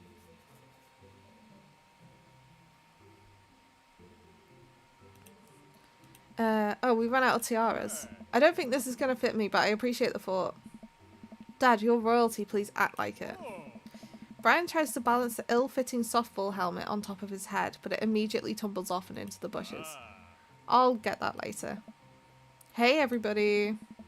Craig comes out with a teapot and a tray of sandwich cookies. Dad, is the tea ready? Yeah, it's been, steeping for a while now. Awesome. Would you girls like to serve your guests tea? No, thank you. We'd much appreciate our servants' help. Craig leans over to me. That's me. Craig places teacups in front of all of us and a single sandwich cookie onto each of our plates. He pours some tea into my cup. Awfully fluorescent for tea. I clink my teacup with Matt's and take a sip. A single sandwich cookie? Do they mean like a custard cream or a bourbon? Is that what they mean by a sandwich cookie? Like where it's got like a biscuit, like some like filling and then another biscuit. Is that what they mean? Like a bourbon. I've never heard it be called a sandwich cookie in my life. That's just wild to me. maybe think of an Oreo. I mean, that's the same sort of deal, right? I'm gonna look it up like we did the other food. Sorry, just a second. Sandwich cookie.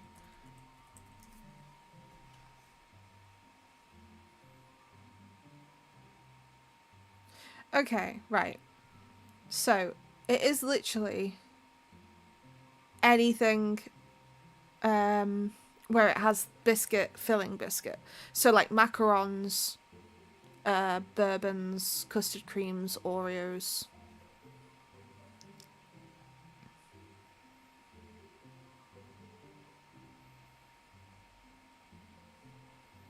Why on earth you'd call it a sandwich cookie, I don't know. Jammy Dodgers.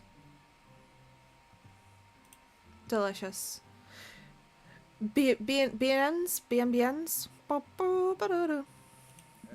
Good lemonade. It's tea. Right, very good tea. I lean over to Amanda, who's happily enjoying her tea. Perhaps the bigger concern is the radioactive tea. So, what do we do at tea parties? It's probably like Kool-Aid or something. Enjoy the splendors of upper-class society, father. She takes a dainty bite of a sandwich cookie. Marvellous. So the meeting of princesses has been called to order. Hear, hear. But I'm a warrior princess. I hunt stuff, and I have, like, a really cool sword. Can I be a space princess? I'll allow it. I'll be a rock star princess. I'm also a space princess. Can there be more than one? Space is pretty big, don't you think? I changed my mind. I want to be a space princess too. Dad, what are you? Do I get to be a princess?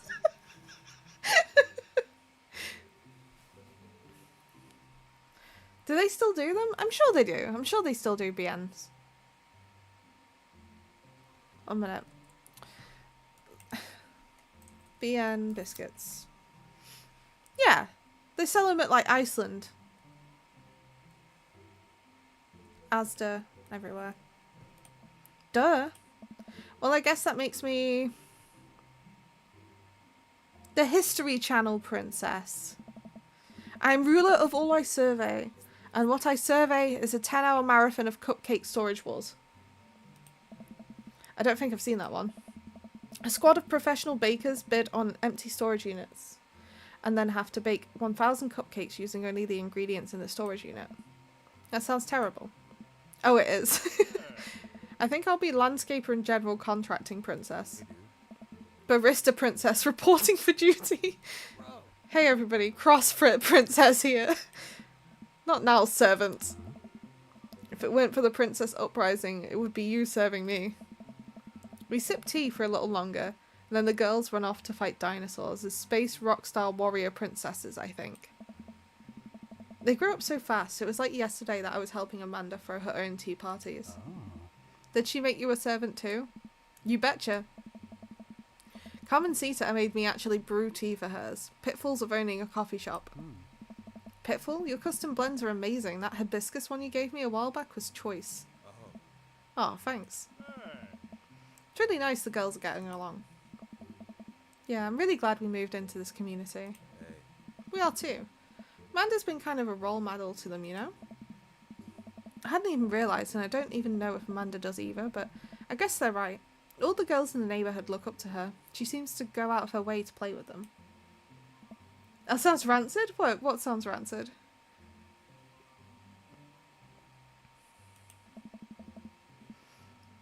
You better not proud dad cry at this tea party, daddy. I brought extra word jumbles if anyone wants to kill some time while the girls play. The cupcake storage wars thing? It sounds great. I don't know what you're talking about. The day rolls on and the girls all get tuckered out. Amanda spends the whole day playing with them, taking their pictures, promising that she'll send them the best ones later. We all clean up and help put away the tea sets and tables, then head out as Daisy and Carmen Sita fall asleep on their dad's shoulders. Take care, guys. Thanks for coming. Bye, History Channel princess. You want dinner? No, I filled up on cookies. Me too. I'm tired. Dude, same. Playing with a bunch of little kids who all simultaneously want your attention and approval is surprisingly exhausting. But in a good way, but also in a kind of scary way. How so? I feel like I gotta be on my best behaviour for them. I don't want to let them down. Is this because you feel bad about dropping the F-bomb in front of your cousin that one time? I corrupted her dad. She secondhand smokes now. Well, those kids really look up to you. I'm glad they have you as a role model. Shucks, Pops. I ruffle Amanda's hair. Welcome. You've got dads. We're gonna message Damien again.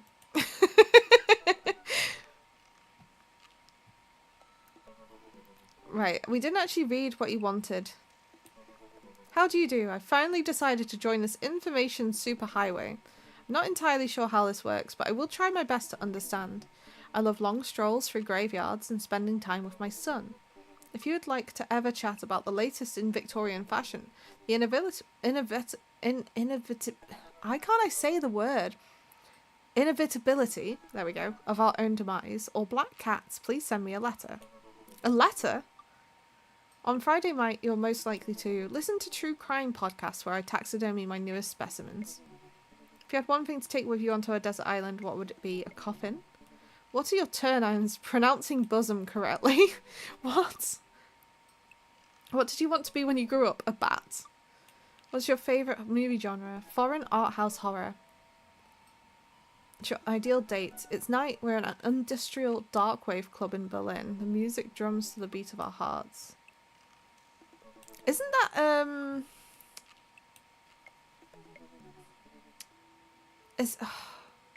I'm sure that's an old, like, a vampire movie. Either Queen of Darkness or Interview with a Vampire, but I don't remember which. I'm sure it's one of them. The turn on took you out. Yeah, pronouncing bosom correctly. An upside down cross. Okay. Mortality salience. Okay. I don't know if you just heard that meow, but that was the spare cat coming over and meowing at me. You okay? Meow? Meow? Please don't jump up here and ruin everything. Stay down there, please. I had a lot of fun hanging out with Damien the other day. I wonder what he's up to. I open up Dad Book and start writing him a message when Amanda walks in the door. Dad, you got a letter. Oh my gosh. Is it from Grandma? No, it's from Damien. He's so cute. Whoa, can I see it? Amanda hands me a piece of old parchment folded into an envelope and sealed with purple wax. Damn, the dude goes all like, that's so cute. Okay, he's up on here. Just a sec, guys. We have a cat. We need to remove the cats because otherwise the cat may destroy the stream. Okay. Oh, no, not on there, please. Oh, dear. Oh, well. Down you go. Okay. Crisis averted.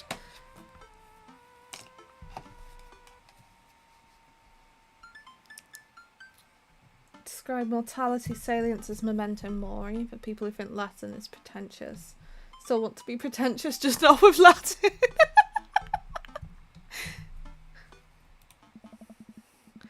I pry off the seal and unfold the letter. It's the most beautiful calligraphy. The letter reads, oh my goodness. Oh my gosh, this is so long. Dearest Daddy, I hope you'll find my continued correspondence endearing rather than trying. One can only hope that my use of this slower, more traditional form of communication will showcase my sincere and earnest sentiments that I greatly enjoyed our time together. I write this hastily under the warm embrace of excitement, fearful that I may misstep and speak towards something unwelcome. For now, I hope that you might forgive my boldness.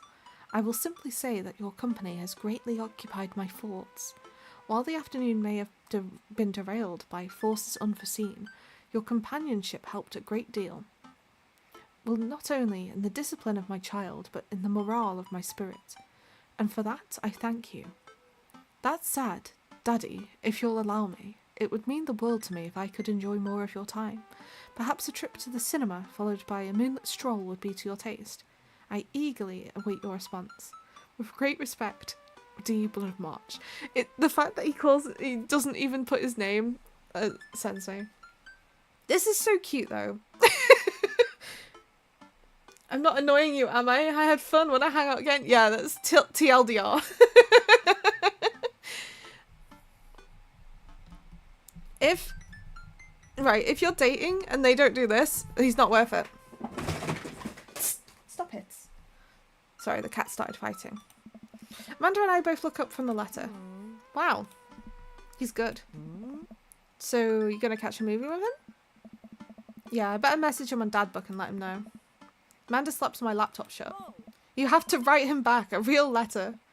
But my handwriting looks like two toddlers fighting over a crayon. Dad, you have to. He wrote you a letter. That's so cool. That's what I'm saying. Isn't that cute? Will you help me? I need to class this up. Father, I was made for this. Here's what you do. Find the tickets to a show that you two will like, then enclose them in the letter. Oh, that's classy. Amanda and I hop onto my laptop and peruse showtimes.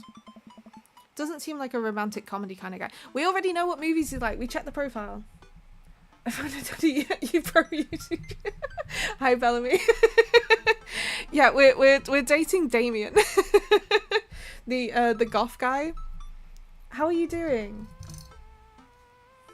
Yeah. Oh, here's one. Vampire Crusade 2. Evil Never Dies. I don't know, that sounds kind of stupid. Critically acclaimed exploration into the ennui of existence. Turns the vampire trope on its head. Really? No, there's just lots of blood and vampire titties. Roll the dice. Aww. I thought I was able to choose the movie, but apparently not.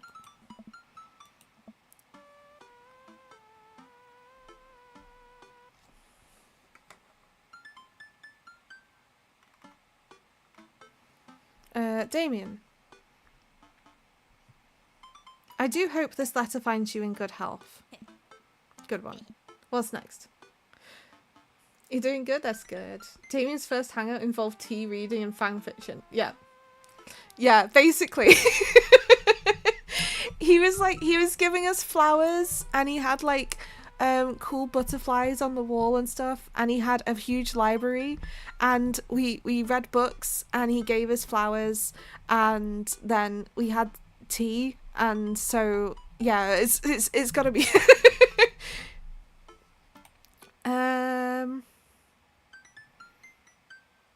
I must confess my amateur control of the written word.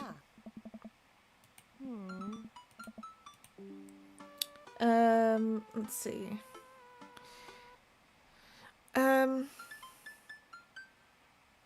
You find me in good spirits, for I felt very much the same after our last encounter.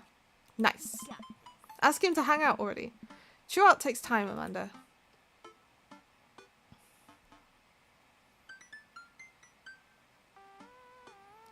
Let me get at that. No, come on now.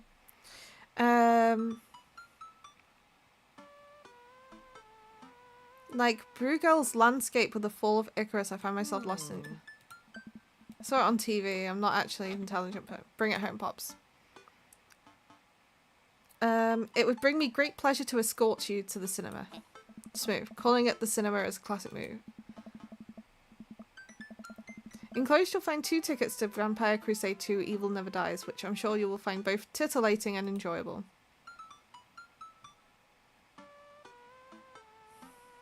Best wishes. My full name, fancy it. Daddy Daddison!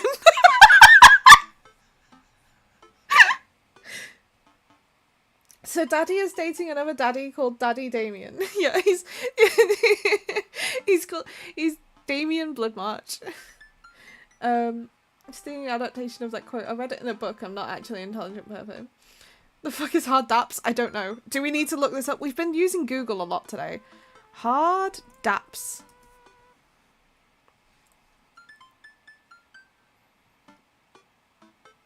Right. Giving dapping or dabbing typically involves handshaking, often by hooking fingers. Pound hugging. It's like, you know, when you like slap each other's hands and then sort of like hold into them.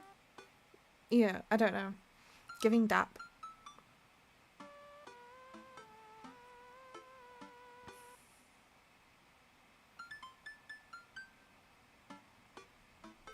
That's so weird. I've not seen that before. BRB uninstalling Society, yeah. Oh. Is this okay? Amanda reads over my sloppy handwriting. Oh my god, look how terrible it is. Damien, I do hope that this letter finds you in good health. I must confess of my amateur control of the written word, as well as my even more amateur penmanship.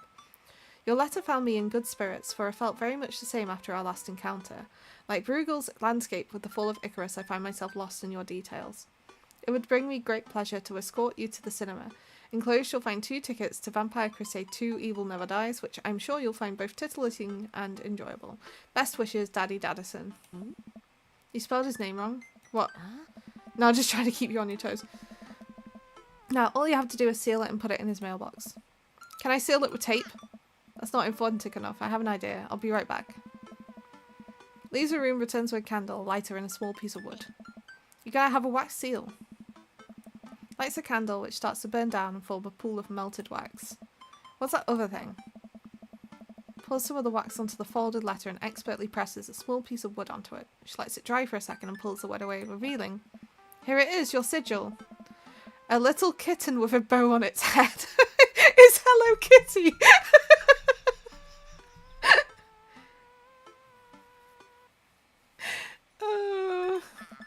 Scrapbooking stuff always comes in clutch. Well, I guess all there is to do is deliver it to his doorstep now, huh? Oh, I thought we were getting a carrier pigeon to do it. I already called my guy. Oh, thanks for stopping by, Bellamy. I hope you enjoy your evening. I have a pigeon guy. Marcus has the good pigeons. Don't get your pigeons from Anthony. They're no good. I don't want to know if any of this is true. Head outside and walk over to Damien's house. I slip the letter into the slot in his door and go back home. Mission accomplished? Now we play the waiting game. The night finally rolls around where I'm supposed to meet with Damien. The next day he had left another beautifully crafted letter thanking me for mine and agreeing to the evening. Amanda helps me pick out a nice outfit and I show up to the theatre a little bit early. It's a chilly night and the theatre is kind of crowded, but it's still nice. How do you do? I jump at... Why is there lightning? I jump at the sound of his voice and turn around to see Damien right behind me. You almost gave me a heart attack. How long were you there for? I don't know. I just walked up. My apologies for frightening you. Was that thunder? Is it going to rain soon? I didn't hear anything. What? What? Regardless, the hour grows close. Shall we take our seats in the cinema? I must thank you again for purchasing our tickets. Please, allow me to repay the deed in Sour Patch Kids or perhaps Milk Duds. Let's do it. We get in line to buy snacks. As we're waiting, I hear a familiar voice behind us. Ugh, my dad's here. I turn around to find Lucian standing a few feet behind us with a gaggle of other goth kids. Lucian, how nice to see you. I didn't know you were coming to the theatre. I'm glad to see you spending some quality time with your friends. Whatever, Dad. And what movie will we be attending tonight? My friends are making me see some kids' movie about talking animals. I don't really care about it. Well, I do hope you enjoy your evening. We'll be watching Vampire Crusade 2 Evil Never Dies. You? Watching that? Yeah, I thought Damien would enjoy it. Ha, good luck with that, Dad. Lucian rejoins his friends and I look over to Damien. Good luck with what? It's nothing. My son loves to tease. We wait in line for a little longer and Damien does he hate blood? Is he scared of blood? Even though he's like basically a vampire? He's gonna be scared of blood, isn't he? He seems a little nervous. I wonder what's wrong. Damien and I take our seats and settle in for previews. Glancing at him, I can see that he's sweating profusely and gripping his armrest. Is everything okay? Everything is perfectly fine. I'm so excited for this film. I'm a devoted patron of the arts, especially the scary arts. The scarier the art, the better. Do you have a favourite horror movie? Of course I have a favourite horror movie. Mine is Halloween Town. Terrifying. Oh, interesting. That's odd. I don't seem to remember Halloween Town being that scary. I would have expected him to bring up some sort of strange foreign horror film that I'd never heard of.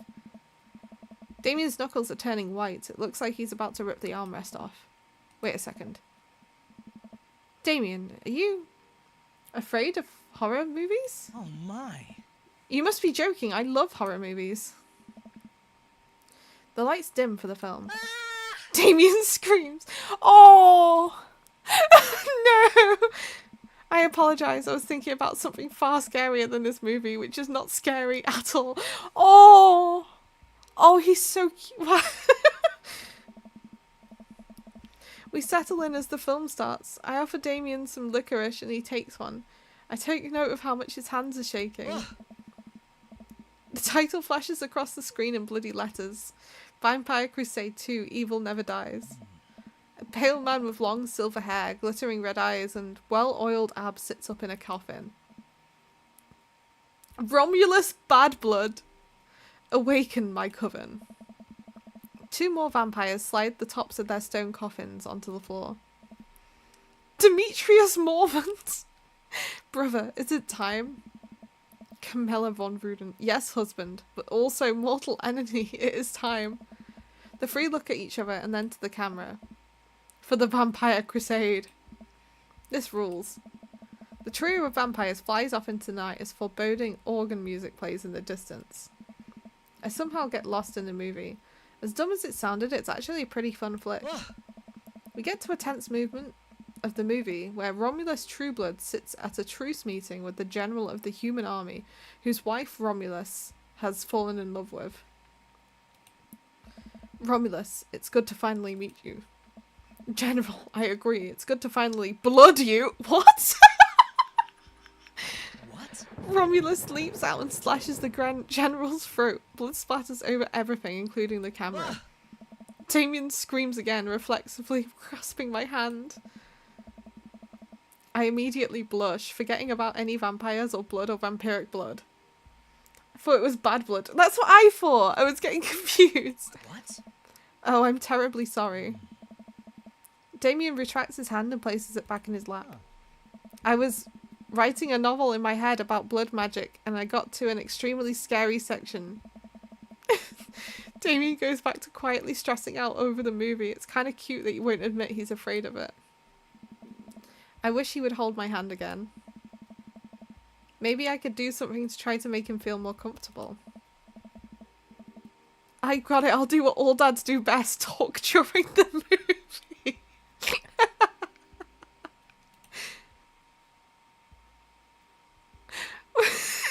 Ask what's happening. Point out a plot hole. I think describe that as a diplomatic faux pas. Should we point out a plot hole? I feel like the plot hole is funny. Did you notice how that guard fired 7 bullets, but his gun only holds 6 bullets? Yes, that's unforgivable from a filmmaking standpoint. It's almost unwatchable. It's funny how it's easier to point out tiny mistakes in the work of others than it is to actually go create your own thing, huh? Hey look, that's an anachronism. The rest of the movie goes by relatively smoothly, with only a few whimpers from Damien. Maybe you would have liked the romantic comedy better. We get to the final scene of the movie where Romulus Badblood and the General's wife embrace each other in his crypt. It appears that the true Vampire Crusade was the Vampire Crusade in our hearts, our cold, unbeating hearts. This is so bad. Romulus and the General's wife begin making out hard. What? The film fades to black and the end appears on the screen. Then it hard cuts to Demetrius and his rival lover Camilla, who watch the two from afar. Oh no, twist ending. Our bloodline has been pure for 1,000 years. Romulus has betrayed us by loving a human woman. It will only be a short time before the next Vampire Crusade free evil must die again. No googling an anachronism, something that's out of place for the time period. Oh, okay. Get it. He would be really into, he'd understand the anachronism because of his, being into the Victorian fashion, and we saw him having a go at the shop clerk saying that he wanted this Victorian shirt, but it was actually Edwardian, I believe he said it was. Or was it Georgian? I think it was Edwardian. More thunder, more ominous organs. The movie fades out again and a bloody question mark now accompanies the end. Damien and I walk out of the movie theatre amidst throngs of chattering moviegoers. He's a little more pale than I remember, but otherwise he survived the encounter. He even seems kind of invigorated. Anachronism. Anachronism. Okay. What an interesting film. While the premise admittedly struck me as pedestrian, I was intrigued by its harrowing love story and great attention to detail in regards to vampiric lore. Yeah, it was pretty good. A lot more vampire titties than I thought there would be. Oh. Come, the night is young, let's take a stroll. Damien is making a point of not telling me where he's taking me. Still, I'm enjoying the walk and the cool night air. Being alone here with Damien is a lot better than being in a crowded theatre. Lovely night, isn't it? As lovely as the company, yes. Oh, so it's horrible then. I get it. You hate me. Cool. He thinks I'm lovely. Damn. Okay, here comes the smooth response.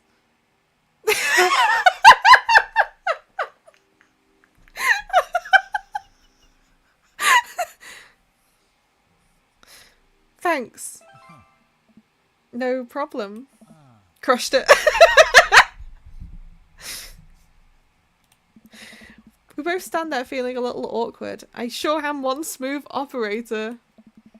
Are you getting a little hungry? We could maybe stop off and grab something to eat. Worry not, friend. I've got a plan. Okay. We turn the corner and are greeted by the gates of a cemetery. What? Are we going in there? A little bit of Victorian flavour, Daddy, trust me. I'm a bit nervous, but Damien hasn't led me wrong yet. I follow his lead as we walk into the cemetery. Statues of angels stare down at us as we follow a path through the faded tombstones. As we crest a small hill, we get a beautiful view of the city. The night lights sparkle around us. I gotta hand it to him for being in a cemetery this is strangely romantic. Picnicking in graveyards is an old Victorian tradition. An appropriate finish to an evening after a vampire movie, wouldn't you say? With a flourish, Damien produces a blank. Where? Where? Please. Where?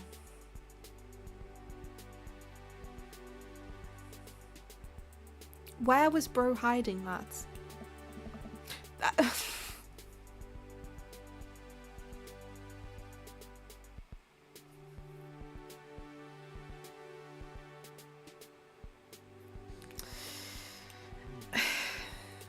Under my cloak?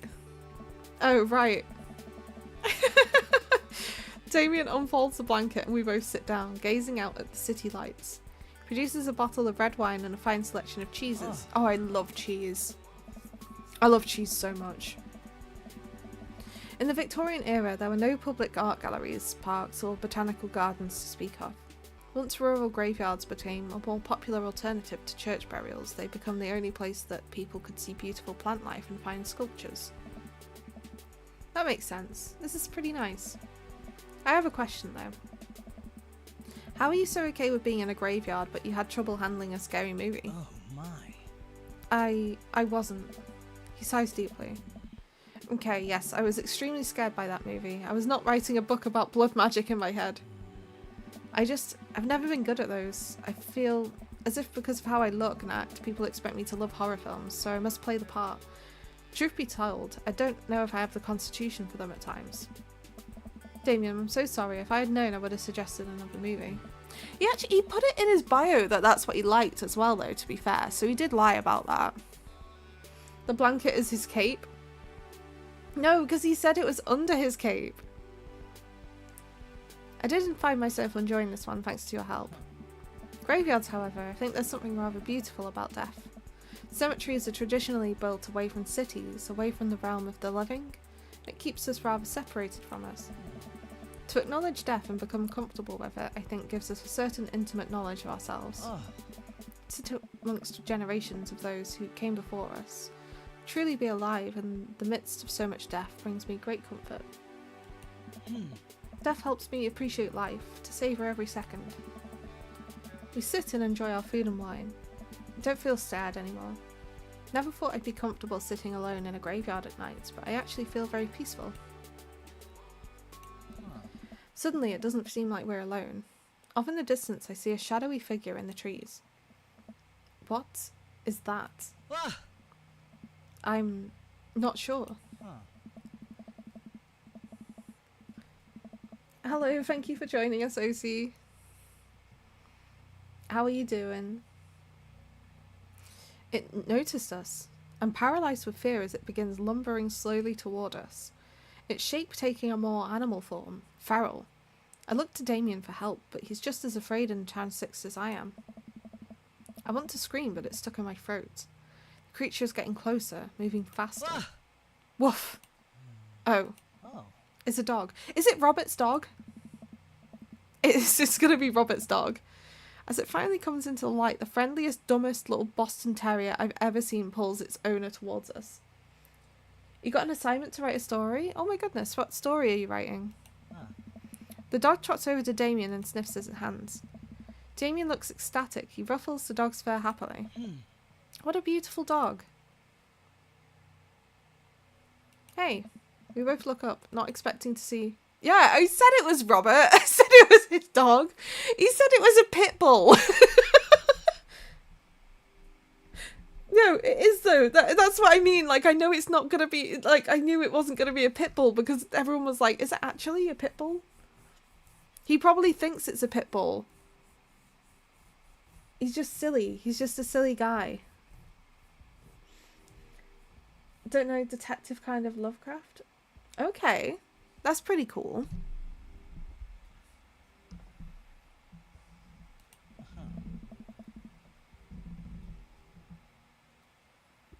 There's loads of like scenarios with the Cthulhu TTRPG that you could probably take influence from, because there's a lot of detective work sort of involved in the TTRPG of Cthulhu. Giving Jimmy vibes, yeah. So just having a sip of my drink. Robert, what are you doing out here on this lovely evening? What is Robert doing out here? Hunting cryptids?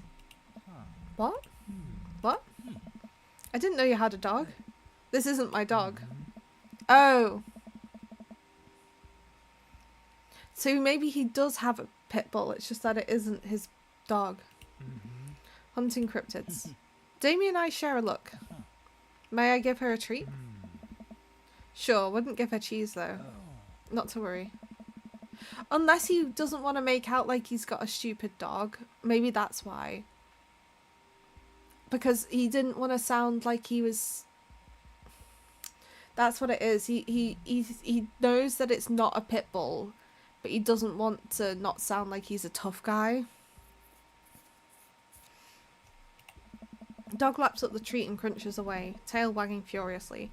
Damien continues to smooth down her fur. Thanks. My absolute pleasure. Damien shakes the dog's paw. Lovely to meet you, my friend. May our paths cross again. Robert and his dog disappear into the darkness again. Damien stares after them. Robert glances at Spaniel. Yeah, Rottweiler, very dangerous, yeah. Your only knowledge of Cthulhu is based off slight information, overly sarcastic production. Yeah. I think it's been referenced quite a lot. Yeah, if that's the sort of thing you're going for, the sort of detective vibes, but still Lovecraftian, it might be worth having a look at some of the TTRPG scenarios. I know he's not in the chat at the moment, but my friend Jafali actually does some scenarios on YouTube as well. So I can share his thingy and you can have a look at that if you wanted to, but it depends whether or not you actually want that sort of influence or not. Didn't know you liked dogs. Victorians love dogs, actually. Most Victorian women of high fashion would always be accompanied by a small dog such as a terrier or Maltese. I think big dogs are nice too. Yeah, man, dogs are cool. Oh. I do believe we've had enough excitement for one night. What say we make our way home? Not sure? Okay.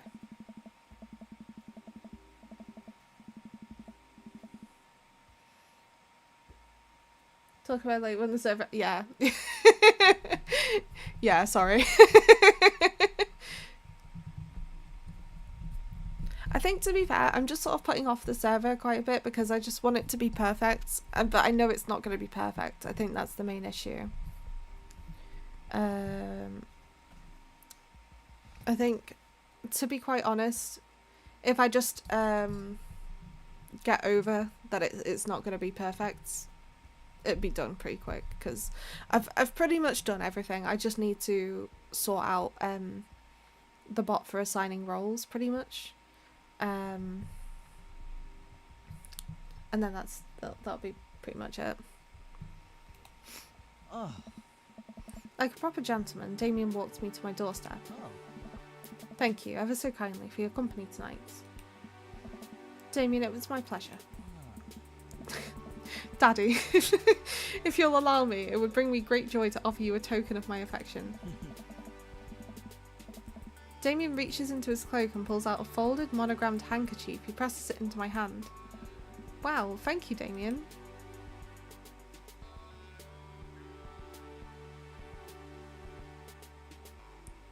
I can't wait to sneeze on this. I will use this to dry my tears for those I've lost. Like that. A noble purpose. Damien shuffles his feet. I just want to say that it's rare to find someone like you. Someone who's open to my eccentricities. It's nice to feel so accepted. Thank you. Damien gives my hand a quick squeeze. Damien blushes and hastily retracts his hand. Eggplants. Yeah, it means there's 3 tiers. If there's like black smoke, it means they don't like it. If there's like normal hearts, it means they like it. And then if there's like the aubergines, the eggplants, and like the sort of water droplets and hearts, it means that they love it. I must take my leave. Good night. Before I can say anything else, he's gone. Huh. I unlock the door and step inside. Like a whirlwind, Amanda runs from the window and plops down on the couch, trying to look nonchalant. Huh. Hey, Dad, what's up? Were you watching me from the window? No, I was just, Okay, yes, how was the movie? Lots of vampire titties. Told you. But as it turns out, Damien is Wait, Amanda doesn't need to know that. I'll keep that between me and Damien. Going to be honest, the character seems like he would have white hair. Yeah. Damien does look like he would have white hair. Scary cool. Yep, he's so cool it's scary. Nice save, Daddy. Did you know that graveyards used to be a place to throw parties? I think I'm misremembering that. Yep. Wow, that's pretty punk. Also, we saw a dog. Definitely thought it was a werewolf for a minute, though. Amanda ships you two so hard? She does. Amanda loves us. How can you be sure it wasn't a werewolf? How can you be so sure I'm not a werewolf? And how can I be so sure you're not a werewolf?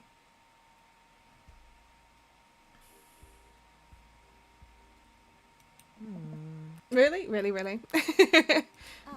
I don't trust you. Nor I you. Make intense, wary eye contact for a second. Anyway, I'm calling it for the night. Don't stay up too late, will you? I'll try not to howl at the moon past midnight. Thanks, Amanda. Date complete. I wonder what we're getting for our date. Oh, an S rank. S dates. Look at that. Town of Salem minigame. That's a band? Well, it's been a long day. Just about ready to pack it in. After a few bites of ice cream from the freezer, turn off all the lights and walk down the hall to my room. Wonder if Amanda's still awake. That kid needs some sleep. As I pass her room, I hear a faint sound, but I can't quite make out what it is. I get a little closer. Is she crying? I knock gently on the door. Hey, Amanda. Crying immediately stops. Not right now. Her voice sounds strange. She sniffles.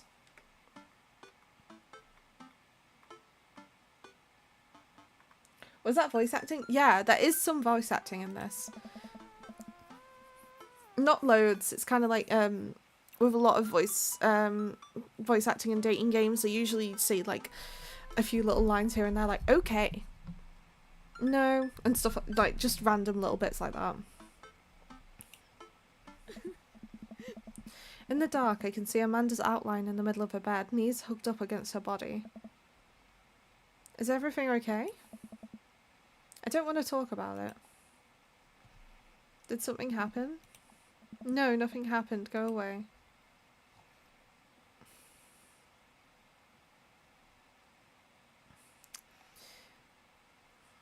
I kind of don't want to keep pushing her, but at the same time, that kind of always bothers you in games. Yeah, it's just common in these sort of games, unfortunately. Dad, I think I really am a werewolf. Something must have happened. Get out. Okay, okay. Wow. What has her so upset? She seemed fine earlier. She's usually so open with me. Did I do something wrong? Is she mad at me? I guess that she wasn't before. She definitely is now. Can't even remember the last time she snapped at me like that. I have a hard time falling asleep, but when I finally do, I'm still thinking about Amanda. It's nice but weird. Yeah. I think it's one of those where I kind of like that they've given the characters a little bit of a voice so that you kind of have an idea. But at the same time, it's a little bit frustrating when there's like, you know, a lot of lines like this and they're literally just going like, okay. After a long night of very little sleep, I roll out of bed and make myself a pot of coffee. Amanda should be up for school soon. Maybe she'll be willing to talk about whatever's bothering her. About 10 minutes before she's supposed to leave, Amanda comes out of her room and makes a beeline for the freezer. Morning, Amanda. Morning. She drops a frozen waffle into the toaster and slams the freezer door. She won't look at me. Yikes. So, anything big going on at school today? No. Okay. Do you need a ride to school? No. Want some coffee? Amanda pulls the toaster level up and takes a still freezer burned waffle out before it's finished cooking.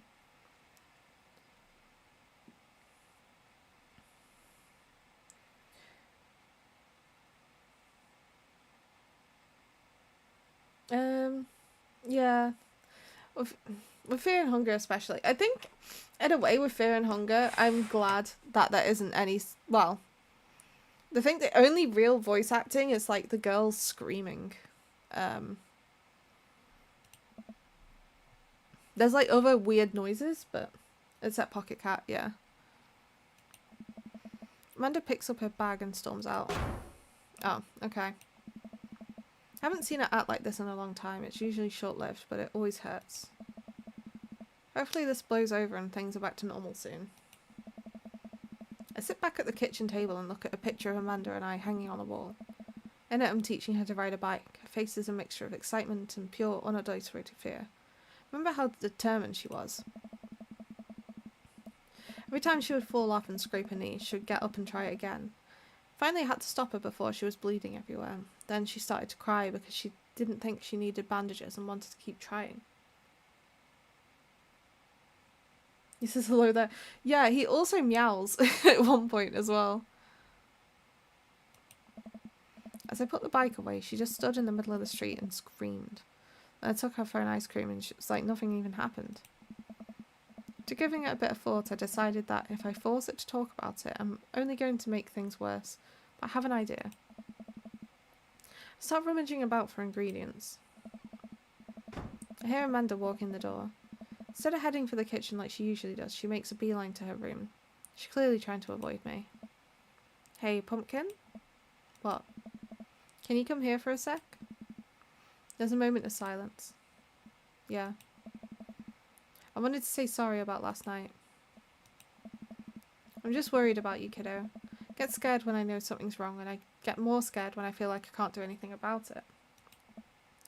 Dad, So just whatever it is, you don't have to tell me if you don't want to, but whatever it is, just know that you have a dad in your corner who wants you to be happy. Leon makes fun of Kit Kat, yeah. Honey, you know I'm bad with words, so I was hoping I could speak a language we both understand. I pull a cake out of the refrigerator and place it on the table. Hopefully the frosting is set by now. Ta-da! Dad?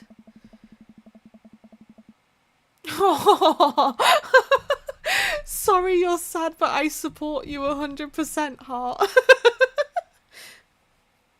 Busting out the bone hole. I've already forgotten that also. I think it was also Buko that you made earlier. So I need you to be quiet so I can arrest you, yeah. It took me a really long time because I ran out of red frosting somewhere around sad and had to start over, and this is beautiful. It's strawberry. Amanda gives me a big ol' hug. I grab some plates and forks and serve us up some delicious cake. So, it's really stupid. It is cute. What is? This whole thing. I know I've been really weird lately, and there's just... I don't even know how to explain it. I feel like I might have to make you a chart. The chart? Oh. I guess we should start from the top. So, you know how Emma R is going to that fancy art school in California, right? Oh, you're going to bed? Good night. Thank you for stopping by. I hope you have a nice sleep. Emma R.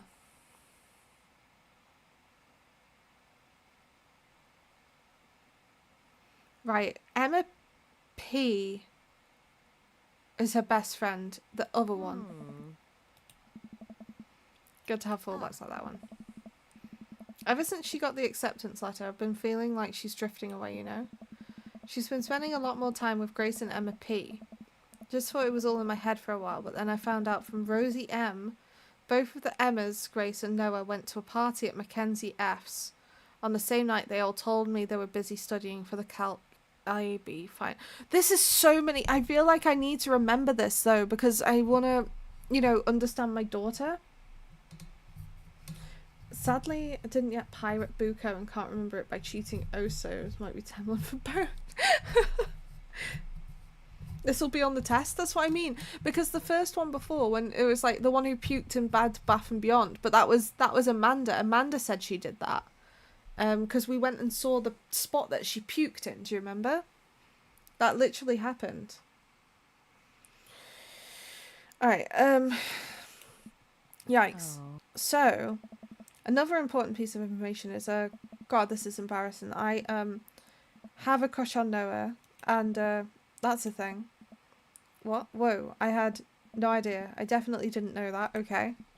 You're a bad liar. So are you. I learned from the worst. Anyway, so the only person I told about the crush was Emma R.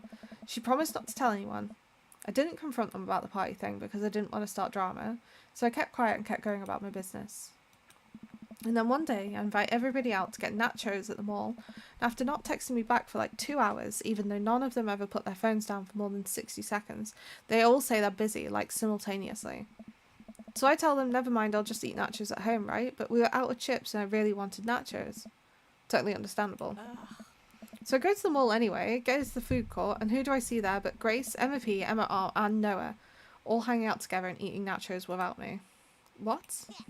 It gets better. Standing by the escalators watching them, and I realise that Noah has his arm around her. Despicable. But then they kiss. No. Yes, I know. Death penalty. Honestly, this shit has happened to me in high school. Like, I know. So I storm over there and I'm like, hey, Grace drops a nacho on her shirt because of course she does. And Emma R just like glares at me. Grace. Nothing's coming up. I don't know. Grace is the gossipy one. I know. Grace is the one nobody really likes. Or I guess that's me now. But anyway, nobody will say anything and I'm just like, you guys suck.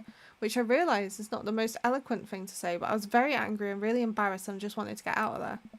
So I left without nachos, might I add, which only further contributed to the shitty day, and immediately drafted a super long text to the group chat. asking them why they've been so weird. And I wrote another one to Emma R asking how long the Noah thing's been going on, and sorry, I know that's a lot. You still following? What did Emma R say? Oh, okay, get a load of this. Emma R says, you know what, let me just read it to you. She pulls out her phone and reads word for word an arduously long string of text messages. Can you believe that? I cannot believe that. I care so much about Amanda's social life and the mental well-being, but man, do I not understand what she's talking about. This will be on me, and I'm trying my best to. They were dating in secret for like months. So I told her that she's being a really terrible friend, and she's like, well, if you think I'm so terrible, then just stop being my friend. And I was like, okay. And then she left me on read, and then... Wait, left me on read? What's that? Oh, like, saw my message and didn't reply, and I know because there were read receipts. I don't know what read receipts are, but I'm gonna nod and pretend I understand. Gotcha. So while this is all happening, I'm talking to Emma P about how mad I am, because she's at least being kind of reasonable. And I'm venting to her about how pissed I am at everybody and stuff. Oh my god. Hi, Guzma, how are you doing? It's good to see you. How are you doing? And how was your stream earlier? I came by for a bit.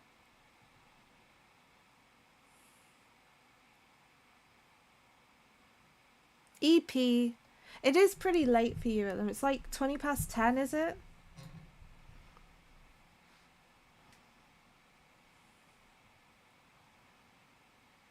Almost done. You're gonna wrap it up next week? That's good. What are you gonna stream after that?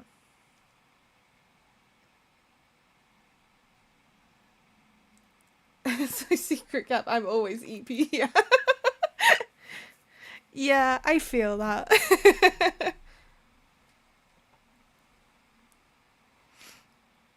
You're not sure yet? Oh. Well, may I suggest, what was the name of that one that we just played? The Colonel, like KFC dating game? You know, Cooney on Thursday? Oh, fair enough. Well, on Thursdays, it is FOT Thursday for us. We always do a dating game on Thursdays now.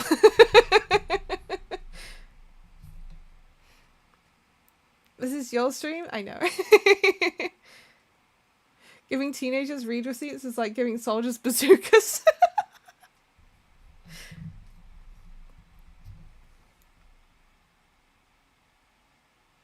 Alright. So, while all this is happening, I'm talking to Emma P about how mad I am, venting to her about how pissed I am at everybody and stuff. And then out of nowhere, Noah texts me and is like, how could you say that about me? And I'm like, say what about you? And he tells me that Emma P sent screenshots of everything I told her to group chat and I got kicked out of. Okay, I think you lost me at screenshots, but that definitely sounds bad. There's so much more, but honestly, it's all just really stupid teenager stuff. Bottom line is that everybody dropped me, half of my grade hates me, and now I have no friends. Amanda, I'm so sorry. I almost expected it from everyone else, but Emma R's been there since Mom died. I can't believe she would just stab me in the back like that. I'm not even mad that she's dating Noah, I'm just upset that she lied to me about it for so long. Amanda stabs at the remnants of a cake. Okay, I take it back. I'm kind of mad she's dating Noah. Like, what did I do wrong? Why did everyone just suddenly decide I'm not cool anymore? Why wasn't I enough? I don't understand. And as mad as I am at everybody, like, I miss them, Dad. Amanda looks so dejected, I almost can't take it. What could I possibly say to help? No. Anyways, that's it. That's the whole sordid tale. Thanks for listening. Tune in next week for more hot gossip. Wow. I know, it's pretty dumb. It's not dumb. No, it's a stupid thing to be upset over. And your feelings are real. Don't ever be mad at yourself for having feelings. I guess. Unless you've secretly been a robot who's been approximating human feelings this whole time. Dad, if I was a robot, I would have transformed into a monster truck a long, long time ago. But seriously, I know you probably don't want advice, but I feel like it's my duty as a dad to bestow upon you a few nuggets of fatherly wisdom. High school sucks. You make friends with people just because they're there. When you're still living in your hometown, there's still a small pool of people to choose from. Once you go to college and once you get out into the real world, you're going to be exposed to all sorts of people and it's going to be easier to make friends with people who really get you. Some of those friendships can last a lifetime. I mean, look at me and Craig. And some of them only last a little while, and that's okay too. You're going to make so many awesome new friends at art school. Ultimately, I think this says more about their character than it does about yours, because you're amazing. And if they can't see that, well, that's their problem. Ah, I'll keep that in mind. I look down at the table. Did we just eat that whole cake? Oh my god. Yes, we did just eat that whole cake. Well, good talk. Amanda gets up to go to her room. Before she closes the door, she turns around. Hey, Pops? Yeah? huh. Thank you. You're always welcome. Love you, Amanda. I love you too, Dad. Aww. Josie said it. She said the line.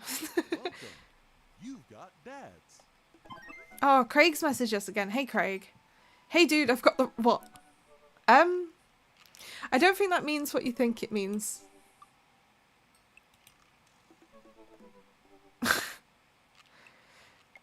I'll head to the store and grab you a real chunky milkshake, cherry licorice, and a book of world jumbles that I find helpful in strenuous times such as these. What? Wouldn't that make it worse? Milkshakes are just comforting.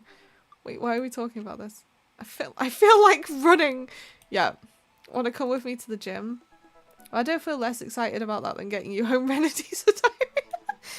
Come on, man, it'll be fun. You know what? Sure. When are we doing this? There's 30 more minutes left on this Meat Hell marathon. I'm outside right now. I'm warming up. Okay, okay. At least let me see if Betty gets away from the wolves in time to get a sopressata wrapped cheesecake out the oven. Right, we'll go running with Craig, I guess. Stealing that line as well, if I was a robot? I know, right? Oh god, do I need to do stuff? The gym just installed these new virtual jogging treadmills. We'll feel like we're running outdoors. Can see other runners on your screen too. Let's try it out together. Other runners? Will I be able to keep up? Don't worry, we're here to cheer each other on. We'll be right there with you. Just get a rhythm going. Keep your heart rate up. Don't overexert yourself. You'll do great. What am I pressing? Dad. I'm clicking. I'm clicking. I've trained for this day. I have no idea what a sopressata is, though. I am starting to struggle a little bit. Oh, am I meant to keep clicking? One minute, I might have a better job on the mouse pad with this. Like,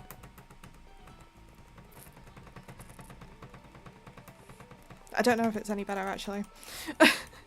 I thought I was going to do better. Alright, where am I? Daddy, oh my god, right. We have overtaken Ali. We're coming up to Craig.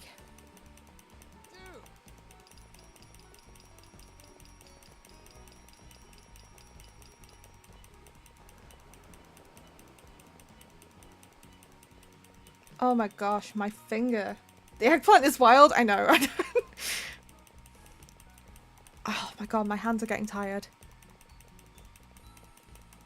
I've played so much Cookie Clicker for this moment. Coarsely ground salami. What?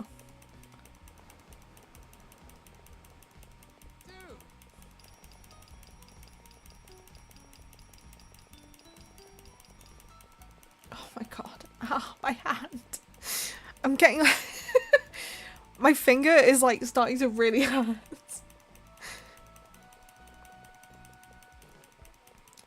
What is that fountain? Have you seen? Wait, am I meant to be holding it? No.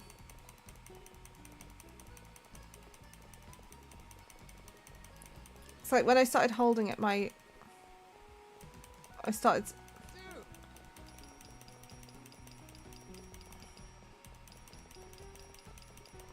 I'm so confused. I feel like I must be doing this way, right?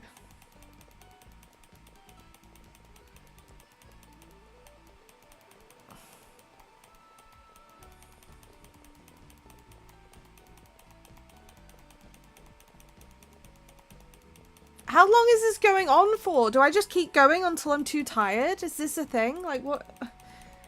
I've been clicking continuously for...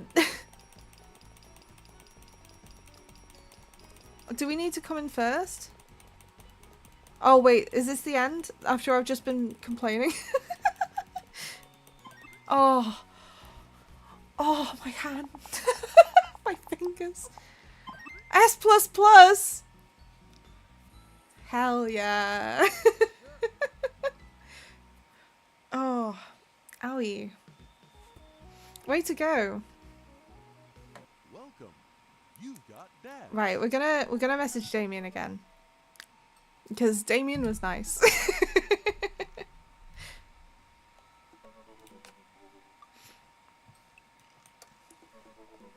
I think you shut up. Oh, Ricky, I think you missed it. Damien had like some smutty Naruto fic in his library, and that's Naruto. Yeah, it was Naruto and Sasuke.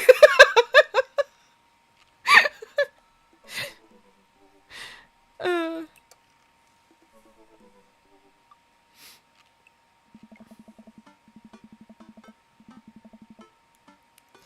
Ever since that picnic in the graveyard, Damien and I have been spending a lot of time together. We go on nighttime strolls pretty regularly. He was so impressed with the first letter I wrote him that he insisted we only communicate by post instead of through Dadbook. I initially protested, but he gave me one of his old signet rings to use as a seal for my letters, and I just couldn't say no.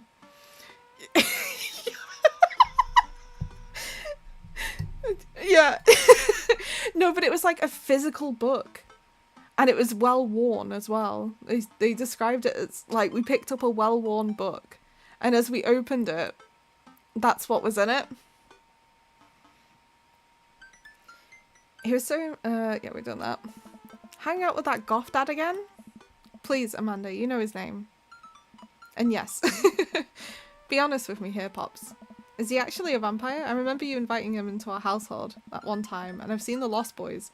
I honestly would have preferred trying to see if he would have walked through the threshold of our home under his own power. God, I hope my dude printed it out and made a book out of it. I know. Either that or we found it somewhere.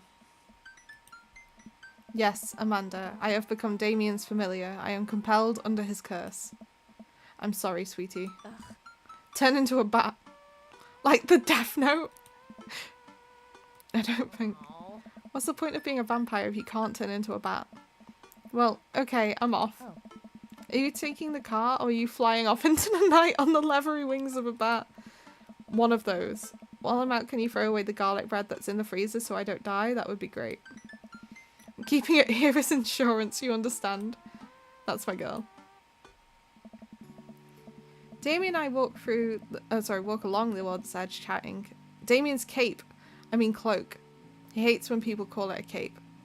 Damien's cloak flutters behind him in the breeze. It's gonna seem like a silly question, but why do goths wear black? Gothic subculture has always been associated with death, so it would make sense that the style surrounding it would be greatly influenced by mourning. Oh. Interestingly enough though, as in the Victorian era, Queen Victoria herself mourned the death of her late husband for 10 whole years, wearing black for the rest of her life. If that's not goth, I don't know what is. I have another question. Also, right, on the subject of Queen Victoria, I only realised how short she was, like, not long ago. Like, she's really short. Or was really short. Because they've restored some of her old dresses. And she was like... Oh, how tall was she? She was so small. 1 minute. How tall was Queen Victoria?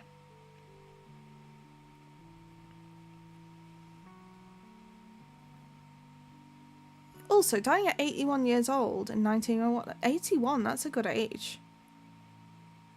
4'11". She was 4'11". She wasn't even 5 foot. How crazy is that?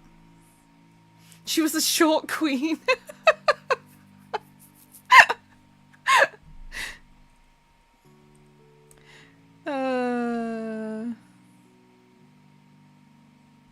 Oh dear.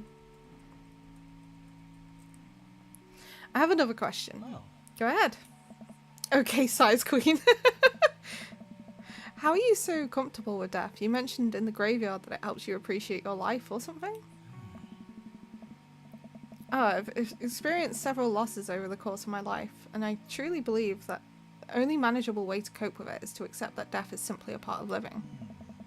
It's a single universal truth for every human who has ever lived. Going to die, you're going to die, and life carries on without us. Doesn't that make you feel scared? Not at all. Without the advances of modern science, death was everywhere in the Victorian era. And yet funerals were major social functions. Victorians were obsessed with mementos of their loved ones, even going so far as to take elaborately staged photographs of their dead relatives. They're so creepy. Have you seen those? They're so weird. Oh, How do I say that? Never heard that word in my life. What is that? Google is like a guest star on this today. What's that? Miniche? Minutiae?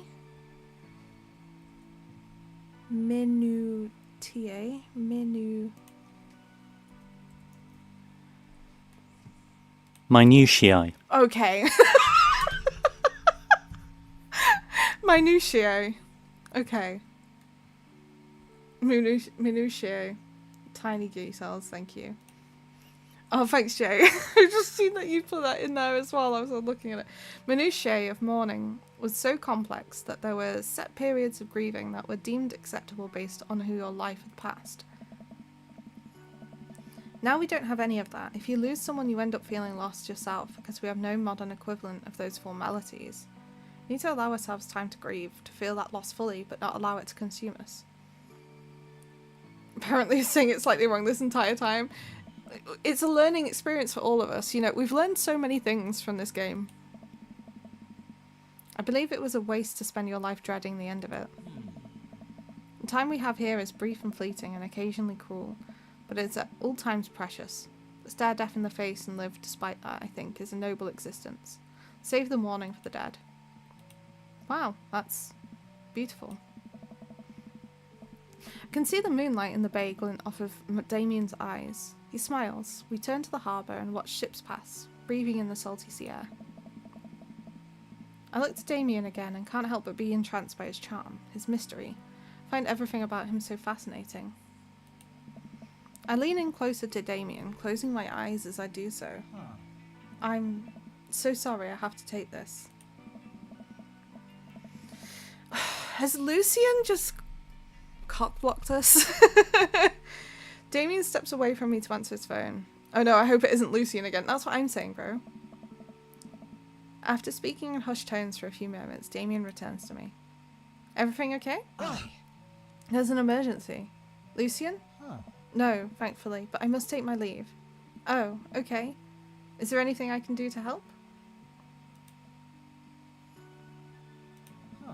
Dads do have to stick together, right? You know it. Then come. There isn't any time to waste. After a short drive in silence, we arrive at a rundown building on the outskirts of town. Where are we? It's better if I just show you. What are we about to come into? Push the surprisingly heavy door open and find myself in a dimly wet waiting room. A few rickety chairs line the walls, and there doesn't seem to be anyone behind the front desk. There are a few paintings and pictures on the wall, but they're so nondescript I'm still unsure what kind of place this even is. Wait here for a moment, I'll be right back. Damien walks off down a corridor, his boot heels echoing through the halls of this seemingly empty building. Distant howls echo from some place I can't see, and there's a faint scratching sound like claws on tile. I cautiously peek down the hall and find stall after stall of scared-looking dogs. A few of them notice me and skitter up the chain-link fence, sticking their noses through the air. What have I gotten myself into? Suddenly, the lights shut off. I panic, unsure of where I am or how I can get out. I stumble through the darkness, my breathing getting heavier and heavier. Damien? The lights finally turn back on. Ugh! Mary, what are you doing here? You aren't here for the fight club? I don't want to get punched in the face. Great, because this is an animal shelter. A what? We take care of stray animals and then people adopt the stray animals. Didn't you see the pets when you walked in? Oh, sorry, I didn't really expect to see you volunteering at an animal shelter. Give it a rest, buddy. I was so ready for it to be Lucian reenacted Macbeth. Okay, kid, way to put me in a box. Dames, you hear this baloney? Just one moment. Dames! Thunder cracks and a door bursts open. Peering from the shadows, I see.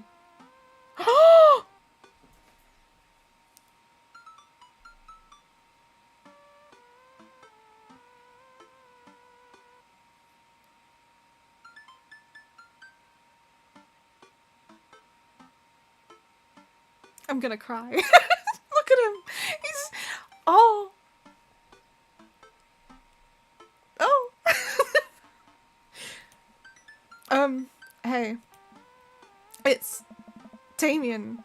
He looks completely different. No cloak, no Victorian era clothing, no makeup. I wasn't planning to share this side of me until much later, but I'm not as goth as you think. I'm a systems administrator for the IT department of a royalty company. I wear tennis shoes to work and I listen to Bruce Springsteen. I enjoy going to the hardware store and looking at storage solutions, and I volunteer at this animal shelter in my spare time. I'm boring. I'm fascinated with Victorian history and the goth lifestyle, that much is true. It's just not all that I am, and I need you to know that. This is so much better though. This has been an elaborate ruse. Such a whip. Isn't it so good though? The fact that he's adopting, like, he's in like a shelter, isn't that so cute? That's so cute. Oh, and he loves animals, and he's like a nerd. He's just like a little guy. It's cute. Hate to kill the moment here, but there's some pressing business that needs attending to. Aye. Oh, right. It's Duchess Cordelia. Again? Who's Duchess Cordelia? She's one of the pups, gets out all the time. Somehow learned how to open doors and now she's unstoppable. When did she get out? This morning I went to sing some sea shanties to the cats, and when I came back she had already bolted. I had to stay here with the pets, so I need you to go out and find her. Of course. Where could she be? She always ends up running off to the same places. Here, let me draw you a map. Mary starts scribbling on the back of a pet adoption form. She's very smart, ruthless even. You'll need to stay on your toes and get her back by sundown, or else she turns into a werewolf and starts eating people. What? Death becomes me, also I work at the shelter. Right? Isn't this so cute? You're a perfect little peach, Daddy.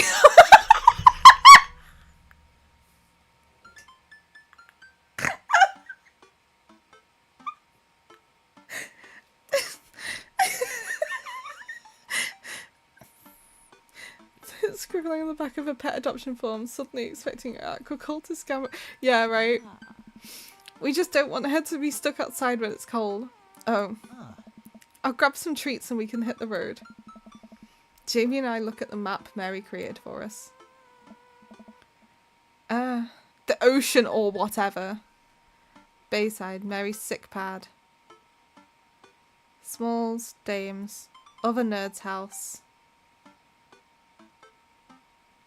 Mario Batali? Kale. Oh, so this... That's so funny. Right. Who's Smalls? So Mary's sick pad, that's where Mary and... Isn't it Jonathan? Her, like... Coffee Dad is Matt. That's gonna be Craig. And a nerd and other nerd.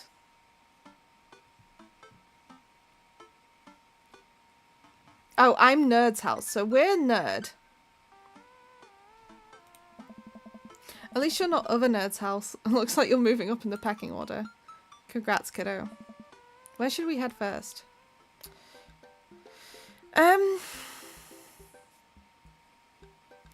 got so distracted. Did they say where the dog would normally run off to?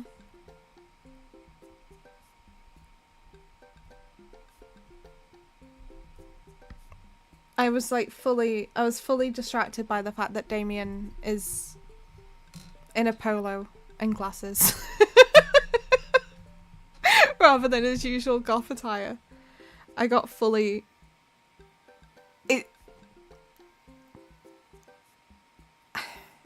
Maybe... Maybe the Bayside? Because the shelter's here, right? So if we check the Bayside, I guess? But isn't that where we were? We were just looking at the ships and that before. So would we have already seen them if we were there? Maybe the softball field? Let's try the field. Start driving toward town. I look over to him and he seems concerned. Shouldn't be too hard to find the Duchess, right? She's a pretty big pup. Mary wasn't kidding when she said that dog was smart. One time she correctly guessed the winner of the Kentucky Derby. It was a really great year for Bark, Bark, Bark.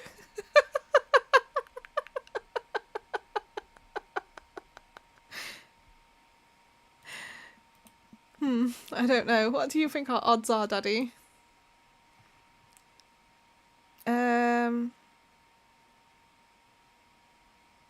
Gotta stay positive. My dad once told me, Daddy, you can't shove raisins up your nose. And that hurt my feelings. I felt discouraged, but I kept a positive attitude. And you know what? I made it happen. Ew. It might have landed me in the ER and forced me to have 10 golden raisins removed from my nasal cavity. But on that day I learned that anything is possible if you have a good attitude and an abnormally large nostrils. Young children really are resilient, I suppose. Haha, yes, young children. I was 16. Let's hope for the best. We got this. We drive to the softball field. It looks like Craig's team is practicing. Wonder if any of the kids saw something. Craig spots us and jogs over. Softball bat slung over his shoulder. Hey bros, what's up? Craig, you wouldn't have happened to see a dog around here, have you? One escaped from the animal shelter. We were trying to locate her. Don't think so. Maybe one of the girls saw something. Girls? I can't get over how cute they... Like, look how similar they look to him. Hi, Amanda's dad. Hi, Lucian's dad. We have names. Girls, have you seen any dogs around? Yeah, a huge dog ran through here a second ago. You just missed it. I tried to play fetch with her, but she took the softball and ran. I think she ate it, actually. She was a lot of dog. Here, take another softball. Might come in handy later. Many thanks, Craig. Also, who and I for you?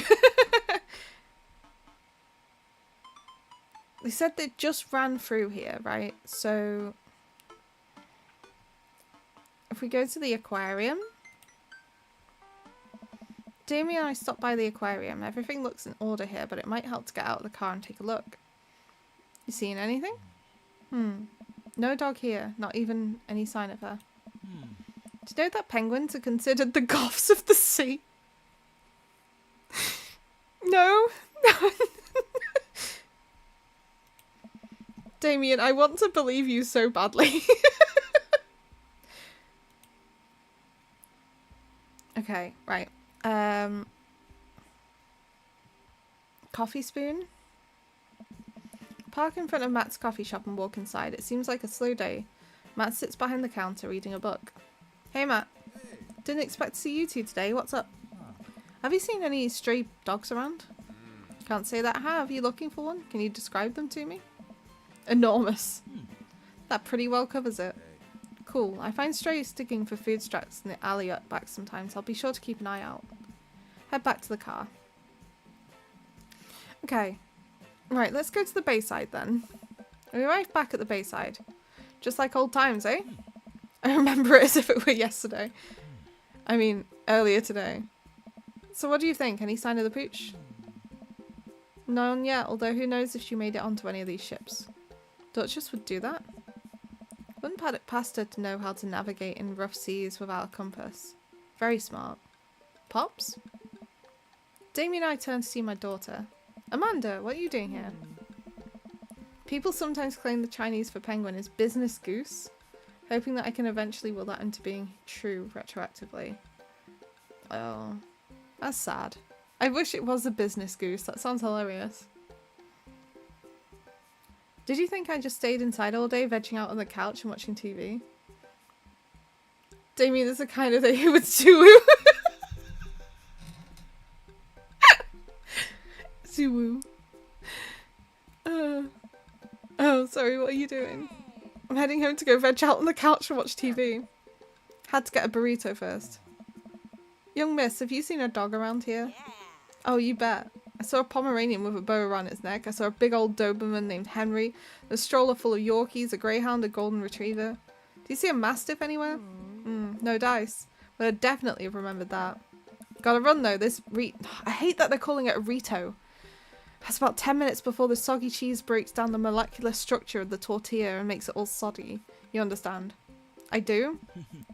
Of course, have a lovely evening, Miss Daddison. Miss Daddison! I fear that the hours are growing short. We must make haste if we're to find the Duchess by sundown. Damien's looking more stressed out by the minute. I've got to think of something to lighten the mood. What kind of dog does a vampire have? Let's reference the Rito. Should have known they weren't done with it either. I know, I was hoping that they would have forgotten that it existed, to be honest, but the Rito makes a return. Get it? Return.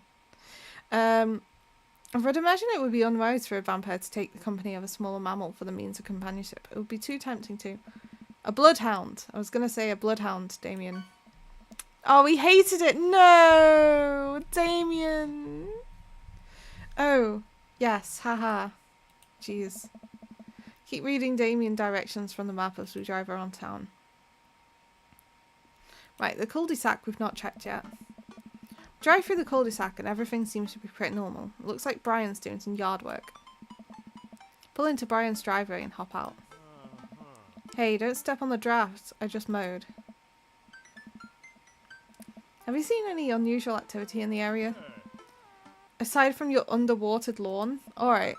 Oh, here we go. How dare you? I take my lawn care very seriously. No. Daddy, please. You haven't seen a dog run through here, have you?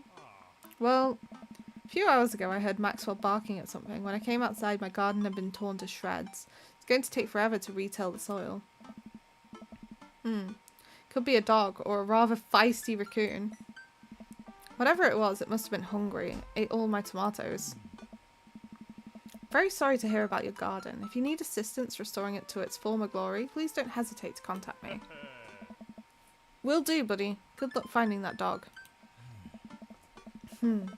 Probably still hungry. I wonder if she's looking for more food elsewhere. Should we go back to, Wait, they said they're wondering if she's looking for more food. He said that they sometimes find... Yeah, food in the alley. Hey, Matt. Guys, I think I may have seen that dog you were looking for. Hi. Yes! Size of a house? Yeah, I saw it digging through the trash in the back. It ran away when I tried to get closer, though. Do you see what direction it ran in? Matt thinks for a second. Might have been running east, I think. 3 pans of old grateful banana bread. Want to take some of the road? Sure thing. Thanks for the slice. The road slice. This grateful banana bread is going to be so good. I think he meant to give it to you for the dog. Right, I meant it's going to be so good for the dog to eat. Star Rail cameo.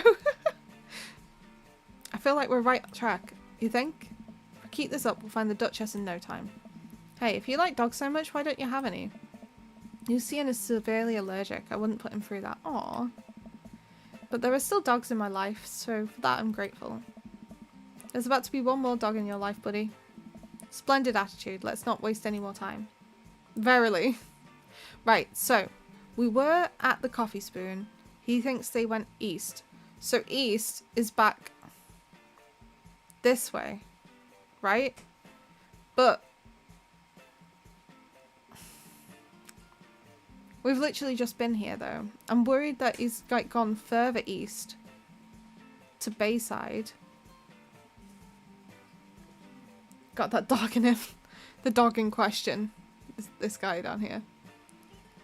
Right, so do we think that at the cul-de-sac or at the Bayside? Mary not remembering which way east and west. I know, it's just a shit. Let's, because they said east, right? So directly east is literally the cul-de-sac, right? But what if they went further east and went...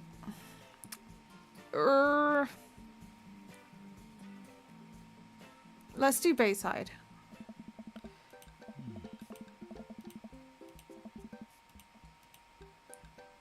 Okay. Not so east. Uh-oh, Hugo's front door is wide open. She can open doors. No. It's classic Duchess Cordelia, telltale sign. We should approach with caution. Whatever goes down in there, I've got your back. Creep up onto the porch and step inside. There, sitting in the center of Hugo's living room, like she owns the damn place, is one of the biggest dogs I've ever seen. Look how happy she is. Look how happy she is there. Look at her. Woof. Well, she hasn't broken anything in here yet. Huh. Wonderful. Now, all we have to do is get this leash on her before she tries to escape again and get out of here before Hugo comes home. Easy peasy. Duchess, come here. Duchess eyes Damien warily. As he approaches, she begins to growl. Huh. She's on her guard. We'll need another plan. Give her the grateful banana bread. Oh. My banana bread, no! But he liked it. No sign of the dog, but we did find a bear. No, not after all the bears we found in Skyrim. We don't need more bears. Whew. Duchess sniffs the air and hones in on the bread. Come here, girl. Nice and easy. I've got some yummy homemade vegan and possibly gluten-free banana bread if that's what you're into. Bear? Daddy is the bear.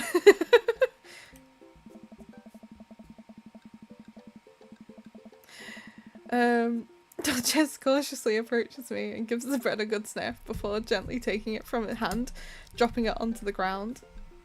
Finally, vegan-free banana bread.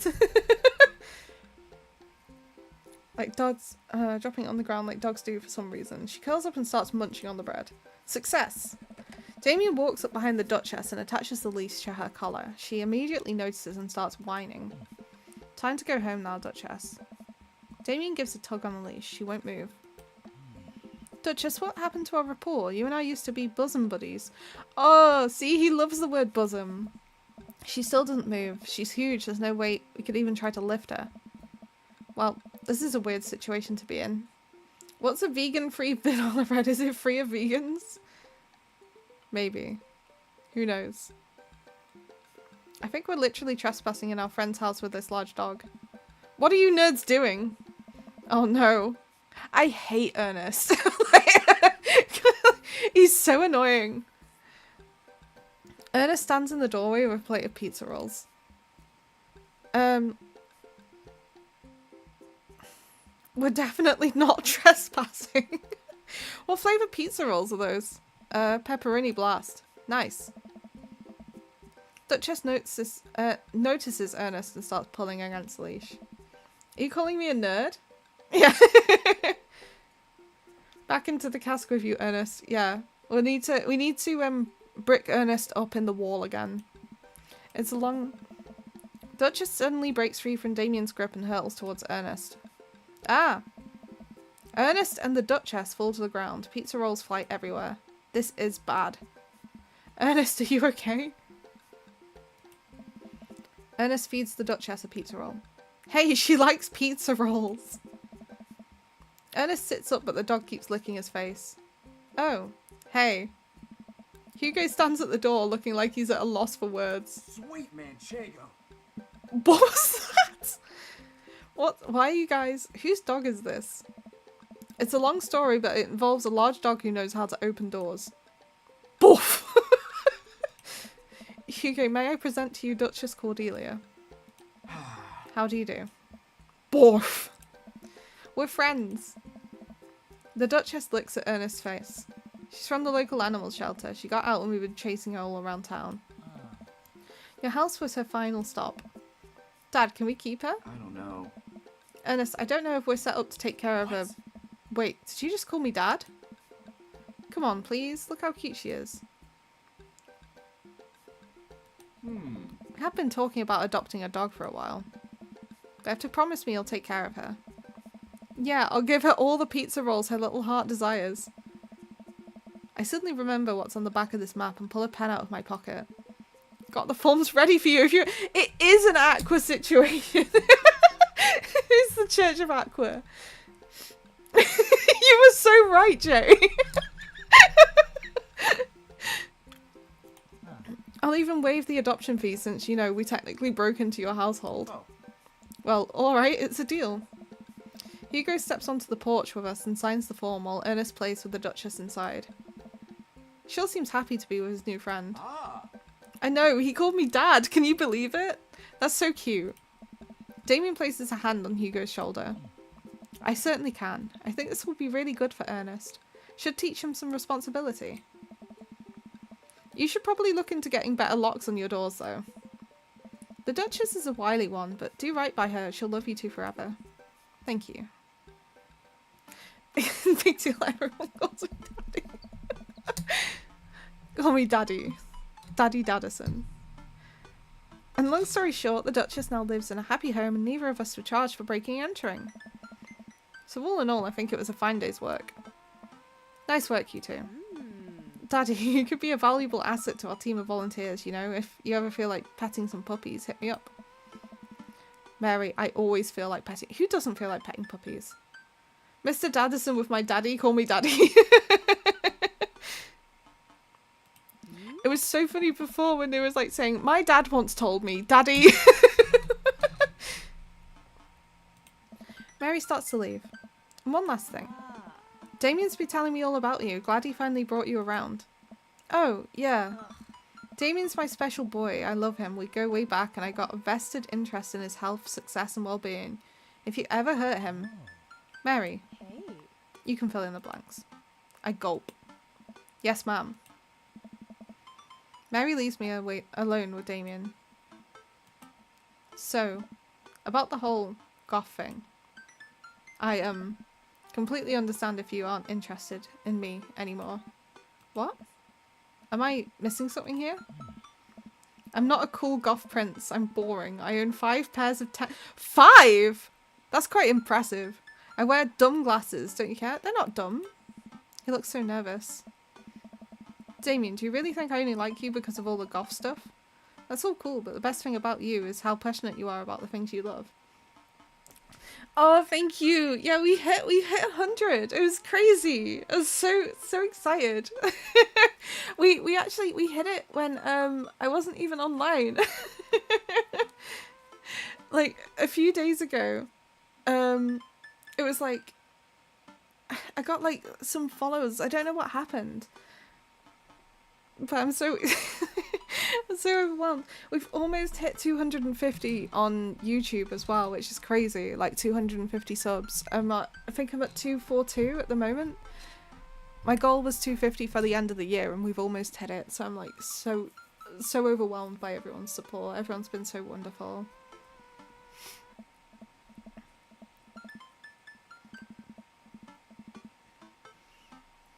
Dumb glasses, like sunglasses, but they block out stupidity. So, okay. Oh, thank you.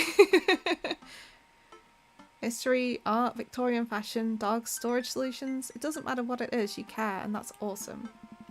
And also, the glasses are very cute. That's what I said. They are cute.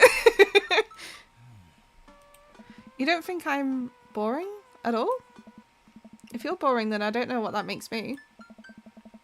I spend too much time online shopping for flashlights. I get excited to mow my lawn on Saturdays. I get cranky about commercials being too loud. I've been thinking about making my own peanut butter. Then maybe we can be boring together? Yes.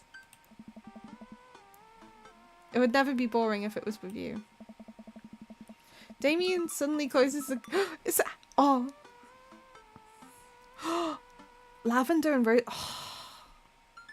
I reckon that smells really nice.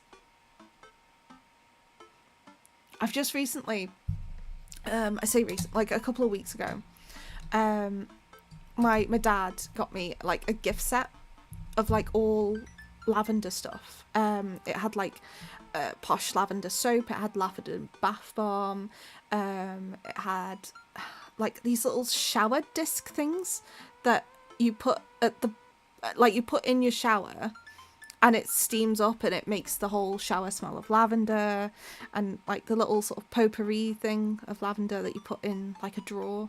It's like so nice, and I've just been like using that recently. And it smells so good. And rosemary, I love rosemary. He buries his face in my shoulder. His smell smells like lavender and rosemary. I was so scared he wouldn't like me. Quite the opposite. Damien pulls away for a second and looks me in the eyes. Without the coloured contacts, his eyes are so dark and soulful. May I kiss? Yes! Yes, you may.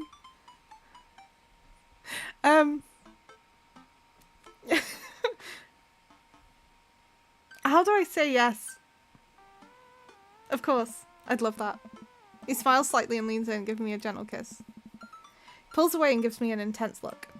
Do you want to help me take care of the puppies? Yes!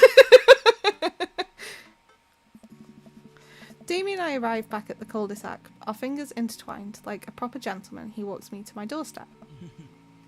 This was lovely. Thank you for understanding. Thank you for everything. I'm very happy I can be myself around you. I wonders if they're a wingless bat species. I didn't want to answer that in case he didn't understand. He didn't like the bloodhound joke, so like I didn't want to... we call those rats.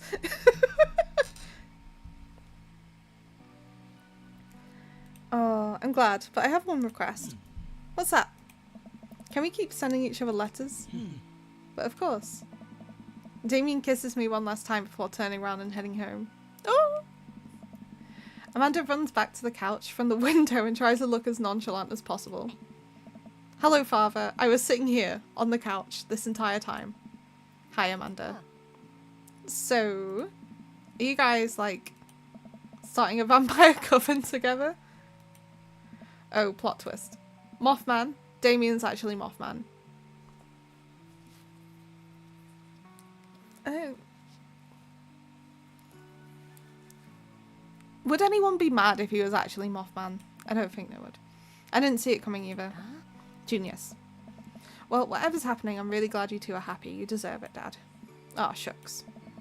I'm gonna head to bed. Catch you in the morning? Sure thing. I make my way to my room and fall into my bed with my heart full, excited for the days to come.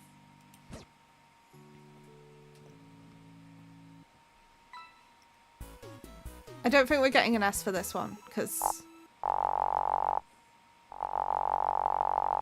I don't think... He didn't like our joke. Yeah. That was the jammiest bits of jam.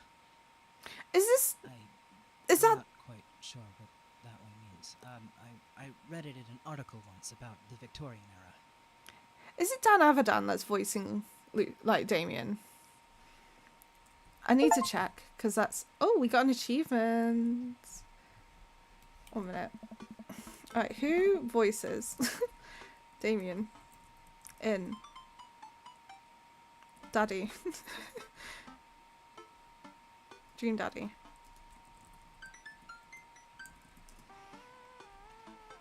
Jason LaRock. Who's Jason LaRock?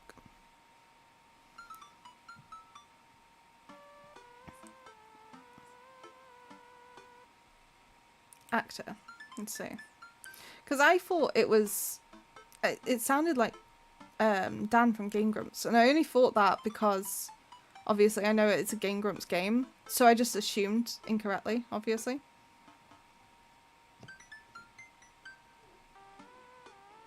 Oh, he's not been in much. So we don't know him from anything. At least I don't know him from anything. Other people might do. Phew. I think I have everything finally set up. Amanda should be here any minute now. I think that's her car in the drive-thru. Okay, gotta act natural. Be cool, Daddy. Be cool. Amanda walks through the door with a suspicious look on her face. Hey, Dad. Off to a good start. Something fishy? Rats. Sorry, sweetie, it's the feds. Life of crime is finally catching up to you. I tried to send him in a different direction, but even I'm no match for the power and funding of the US government. Well, if they think they're gonna take me alive, they've got another thing coming. I'm kidding, you're right. I have a little surprise for you. Ugh. Yeah, I can tell. You're so very bad at lying. Amanda, my dear, would you care to join me in the kitchen? Father, it would fill my heart with glee.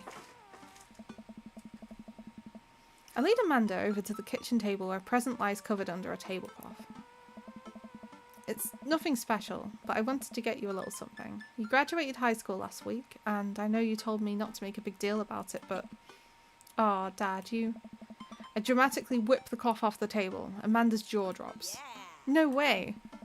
I figure you probably won't be able to get cable in the dorm, so I thought it might be nice to take a piece of home with you. A DVD box set of Long Haul Paranormal Ice Road Ghost Truckers. This is all 19 seasons. And bonus material, including commentary with actual ghosts featured on the show. Huh. Dad, I love this, thank you. She gives me a big hug. I'm glad you like it. Hey, do you want to hang out with me in the backyard for a bit? Toss the old pigskin or something? Huh. Totally. Follow Amanda to the back door. Oh. What? You told me not to make a big deal, but you seem to have forgotten that my entire mission in life is to make a big deal out of your accomplishments. This is cute. All the daddies are here.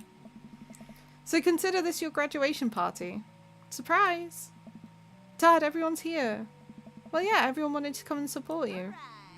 Is that a mac and cheese bar? Sure is. Fully customizable down to your type of mac. And there's ice cream cake. Or vegetable bar. A good kind with the crunchies in the middle. I don't know what to say. Don't say anything. Just go have fun with your pals, alright? I'm so proud of you, Amanda. Amanda smiles and runs to her friends. I should make the rounds and make sure everyone's having a fun time. But first, mac and cheese. So this would embarrass you? Okay, that's good to know. It definitely would not do it. How do you spell that? I want to write it down on my don't do this list. I know, right? I walk over to Mary, who's having a lively conversation with Amanda. We have a real fluffy Samoyed right now. His name's Harold. Loves belly rubs. He always tries to lick your face if you get too close. Mrs. Christiansen, thank you so much for telling me in great detail about every single dog currently at the animal shelter. Please tell me about the Afghan with 3 legs again. Sure. Quadro, we call him. It's one of those ironic nicknames. You know, if you're really interested, I could probably steal one for you. Really? Nah, but I could get you in to meet all of them. We always could use extra hands around the shelter. And if those extra hands also happen to steal the dog... I'm glad you two are able to bond over cute dogs. Really warms my heart. Dad, we're having a moment. Hey, Sailor, your kid's a good egg. Where's your goth prince? You two are usually attached at the hip these days. He's around. Stella. Mary turns her attention to Amanda. It's not too hard to sneak a dog into college, trust me. I did it plenty back in the day. At one point I had 3 cats living in my dorm. I decided to leave them to it. All of a sudden a huge doll leaps up into my arms. Duchess! Hugo and Ernest run up to me. Duchess gives my face a few broad lips and hops down. We're working on that. Got her in a disciplinary class. She's a wild spirit who runs where she may. I don't mind at all. Looks like the 3 of you are getting along nicely. She's a valuable addition to the clan. Oh, I just accidentally skipped that. We'll deal with that later. Duchess Cordelia spots a squirrel and darts across the yard. Ernest follows her, laughing. He's actually been a lot more manageable lately. I think taking care of the dog is good for him. Thanks for breaking into my house, I guess. Flash read something about homework. Yeah, I saw something about homework, but I didn't see what else it was. It can't be important. Anytime. Daddy!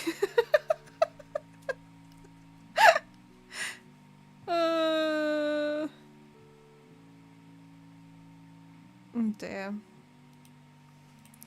Brian, you made it. Ha, I don't pass up on good Mac. What do you think of the party? It's not bad. Just not bad? Yeah, it's not bad. Don't let him bait you, don't let him bait you. Thank you for the lovely compliment. Daisy trots up. Hi, Amanda's dad. Hey, Brian's daughter.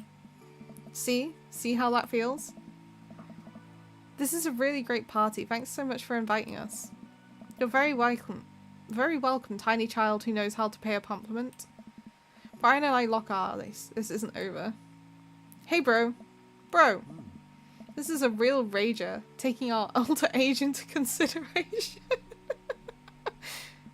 I love how happy River looks on it. Look at her face. I'm trying to be in bed at a reasonable hour tonight. Don't let me get too wild. Don't worry, dude. I'll keep an eye on your fruit punch intake. You know, I'm really glad we're bros again. Let's hit the gym sometime soon, huh? Sure thing, dude. Briar and Hazel peek out behind Craig. Hi, little ones. Hello. Hiya. Thank you for all that ice cream cake. This really was the choice that kept on consequencing. I know, it just keeps going. Oh. Wait, girls, how much did you eat? Briar ate 4 pieces. Ask any witness. No, I didn't. Hazel ate 4 pieces and wants to pin it on me because we look alike. I have your face. Nobody will ever believe you. Oh boy. I'll let you guys figure this out.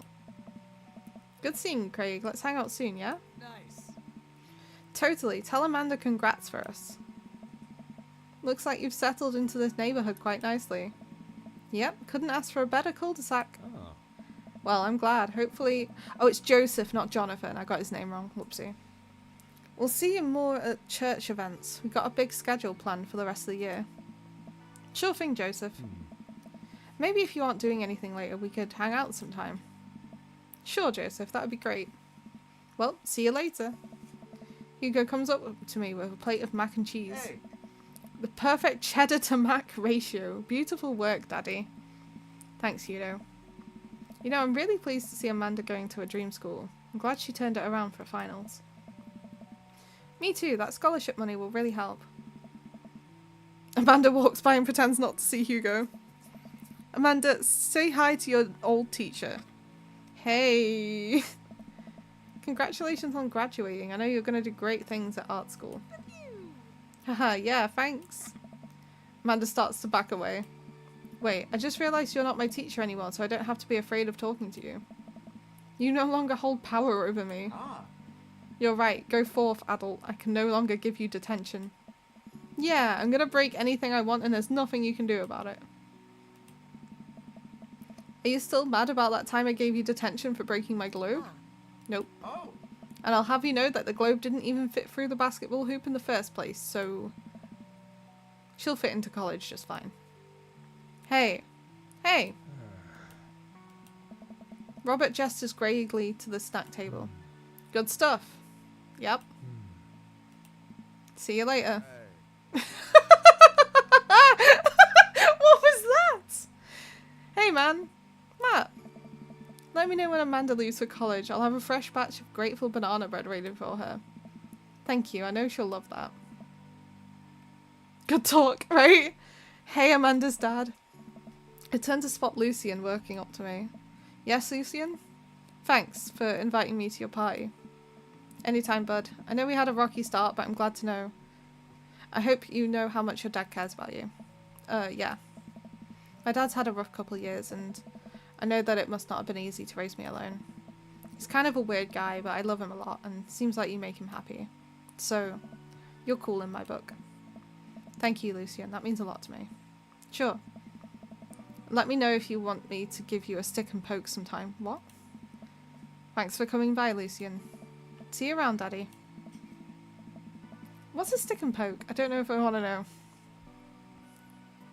As the party starts to wind down, I take a seat on our back porch step. The sun is setting and everyone seems to have eaten their fill. Amanda wanders over and sits down next to me. Killer party pops. What can I say? I was inspired. So, I also have something for you. For me? Why? Not to be completely genuine about my feelings for once or anything, but Ah. growing up wasn't easy, but it could have been a lot harder if it wasn't for you. Dad, you've been there for me through everything. There's been times in my life where you were my only friend. I was really scared of going to college and being so far away from you, but I realised that everything you've done for me has been to prepare me for this, and I'm ready. Oh, it's a tattoo? Oh, okay. Oh, a sticker. It's like when you do it at home by yourself, isn't it? It's like when you literally do it with like a toothpick and like ink. I think it's one that you like. It's like a homemade one. I know now. Yeah. Don't cry. Don't cry. I swear to God, Daddy, if you cry again, you're the best, Dad. I love you, and I'm crying. Ah. Anyway, that was enough emotional vulnerability for one day. Present time. Amanda hands me a tiny wrapped package. I tear the wrapping off to find a framed picture of me and Amanda. It's us. Oh, hi, crying and Ricky.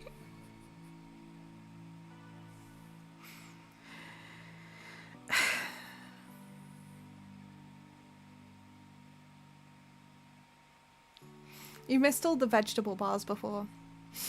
Kind of shocking all our photo albums are just pictures of me, huh? I figured we needed at least one together before I leave. Amanda, thank you. Watching you grow up has been the happiest experience of my life. You're such a talented, intelligent young woman. I'm so excited to see what the future holds for you. Spirit of the game beautifully summarised, yeah. Knock 'em dead, kid. Always do. Amanda and I share a hug.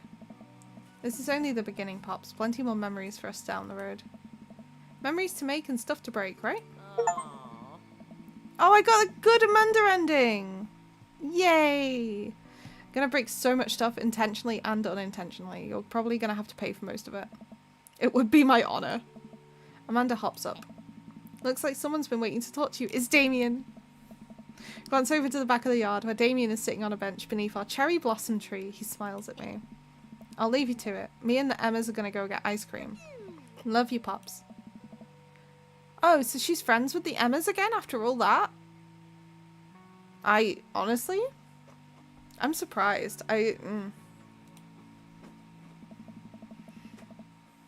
Suddenly the school drama seems like it could have made the relationship go bad. I know, right? Take a seat next to Damien as the last guests make their way out of the party. Did you know that in the Victorian era they were called the Ventures Seaty Boys? What? Really? I'm kidding, Daddy, but what if? It's good to see you in your civvies again. Thank you. I had a revelation the other day, Daddy, and I think it was largely due to your continued influence upon me. There was a version of myself that might have been embarrassed to show you my true form, my information technology form. But when you said about me, about how my passion was what you truly admired, that emboldened me to feel like myself regardless of how I choose to dress and act. That's cute. Instead of separate entities, they're simply different facets of myself, a three-dimensional human being with his own thoughts, wants and needs. I love dressing the way that I do. Feeling constricted by what I thought was my own personal brand made me lose sight of why I did this in the first place, to make myself happy. I place my hand on Damien's and feel a light squeeze. Looking up, I'm greeted by Damien's warm smile. I'm trying to be more comfortable with who I am rather than dwelling on who I could be to other people. I can't stop smiling. I'm so proud of him. This is so nice. Damien, I'm so happy you've realised you can be a dog-loving goth. Me too, Daddy. Me too. I feel myself inching closer and closer to Damien. I go to brush a lock of hair out of his face, and I'm shocked at how soft it is. How is your hair so soft? Dog shampoo! I keep running my hands through his hair as he leans closer to me, placing a hand on the side of my face. He strokes my cheek with his thumb. Oh, You know, public displays of affection were considered scandalous in the Victorian era. Damien pulls me in for a kiss. Oh! But I think I can make an exception for you. It's happening.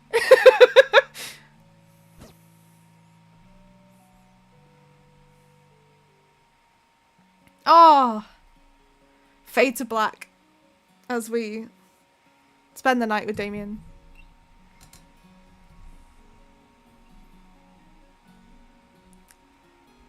Well, you.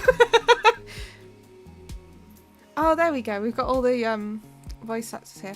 Joseph is Aaron. Okay. And Robert is Dan Everdan. That makes sense.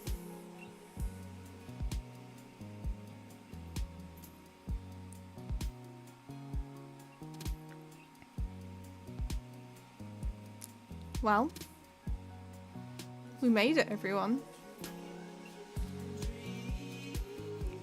I think this is definitely one of the more inclusive dating simulators that I've seen.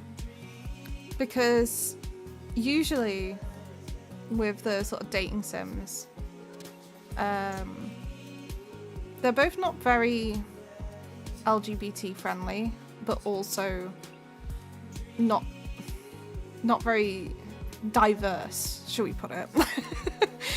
Like I think it's because a lot of sort of dating sims are like Asian, and so a lot of the characters are quite you know, pale based on that. So it's nice actually having a sort of variety on that front.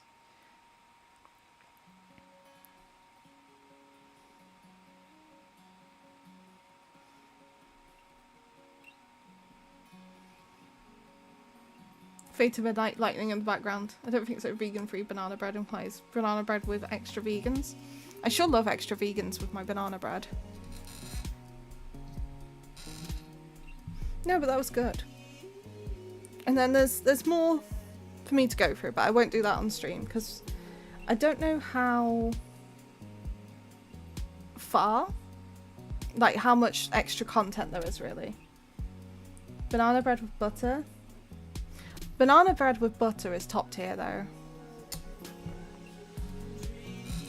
Game from Game Grumps. Sure is. Well. Oh, it's the picture she got us. Look, it's Bergie. Maybe no. I don't know why you ate that. I don't know why you tried. I know someone said it. And you were like, I'm gonna try it, but it still doesn't make sense that you did it to me. You're the best, Pops, Amanda. That's so cute. Look, we're actually here.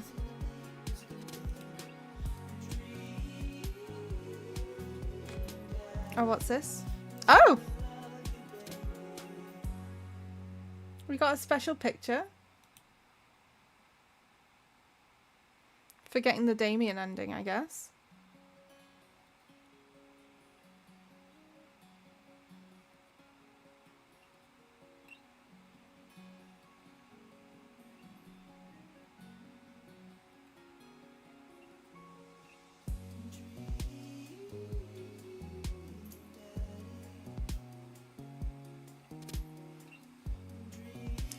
Yeah, I guess that's what the picnic blanket looked like, yeah.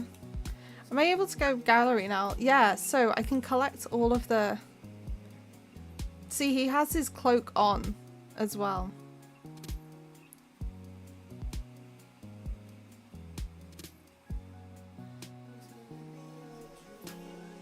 The cloak stays on.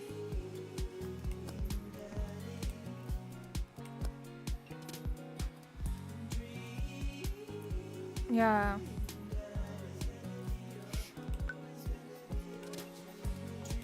Yeah, so I'm probably gonna play, because I love getting more achievements and stuff for it, right? Like, for me, for games like this, I really like getting all the different achievements. But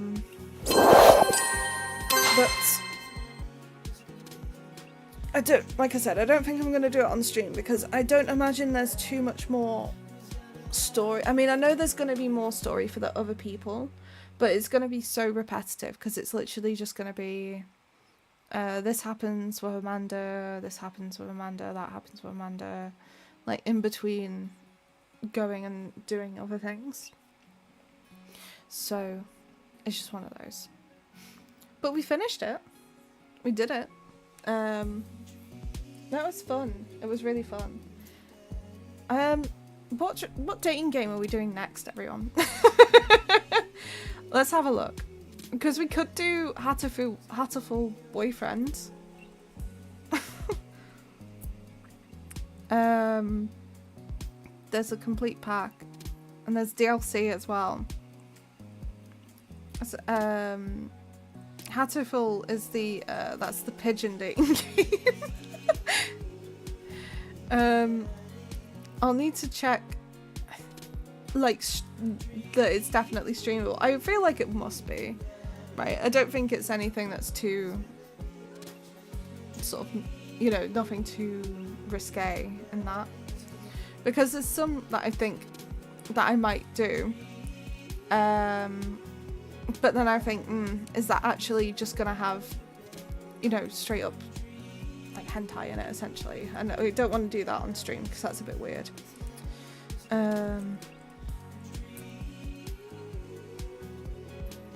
Oh, there's Hooked on You, the Dead by Daylight one, and it's actually currently on sale, so I might actually buy that right now because it is. Wait, there's Fool's Love Bundle. What is that? Monster Prom. Oh, Monster Prom. Boyfriend Dungeon. The Dead by Daylight. Yeah, there's a Dead by Daylight dating sim, and it's currently £3.50. So I'm literally buying that this second. Yeah, it exists. Yeah. I'm buying it right now. we might do that next week. We also need to think about what we're doing next Friday, because we could just do Skyrim as usual, or I could do something special because it is my birthday next Friday. But I don't really know like what we all want to do for that, because I'm not too bothered about my birthday. I don't want to make it like a big deal, but I know like some people like doing, you know, birthday streams and things. But I am working that day and I'm working the day after, so I can't exactly do like a really big like party or whatever. But I could do, I don't know, like something different for it maybe. You can see if there's anything on Steam that has anything different. Like if we search like birthday or something and see what happens. Hell of a Birthday. What's that? There's also Fatty Bear's Birthday Surprise. Oh, that's like a horror game. Different? Yeah. Happy birthday, Colonel Sanders. Yeah, like, cause we always do Skyrim every single Friday, right? So I'm wondering if we want to do something a little bit different just to commemorate it being the birthday, or like if I want to, you know,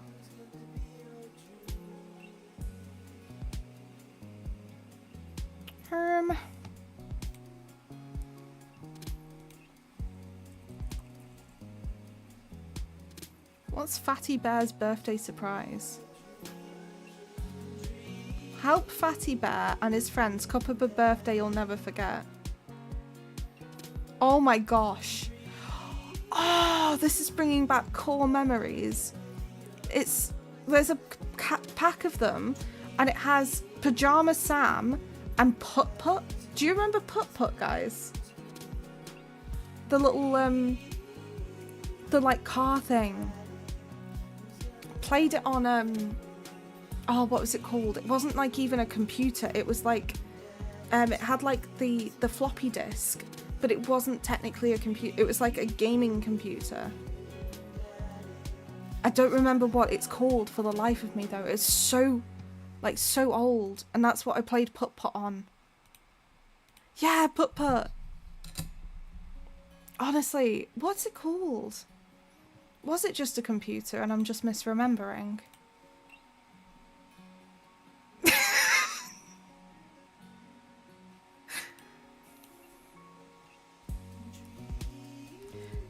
Commodore? Is that what it is? Old age? Yeah, you can talk. You've just missed Stream Daddy, by the way.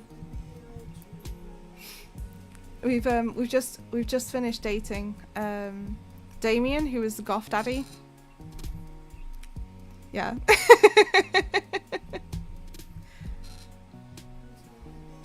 It is unironically as well gonna be Disturbing London's birthday the same day as mine as well, so we'll watch it back. Yeah, you should.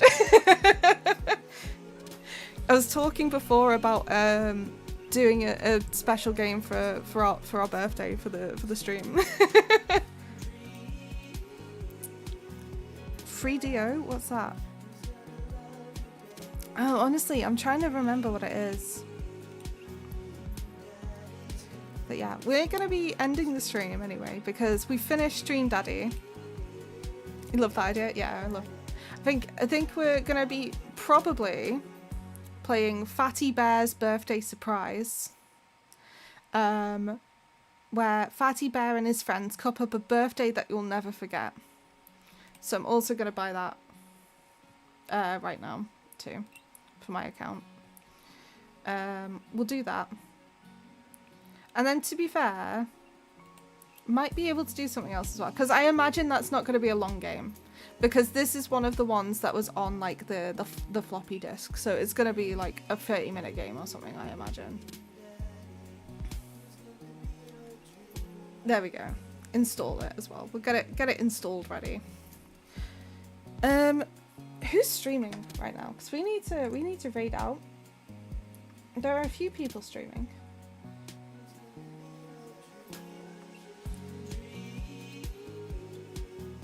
Got a few people on. There's literally... Oh, the download is complete. Like, literally took like a second. You probably heard like the blunk.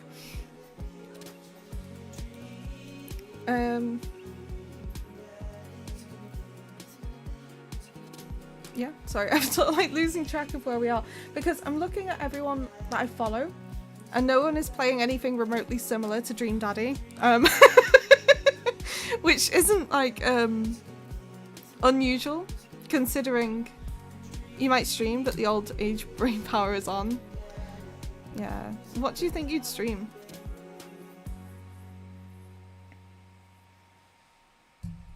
So you do it with your PlayStation, right? You do it on the Elgato?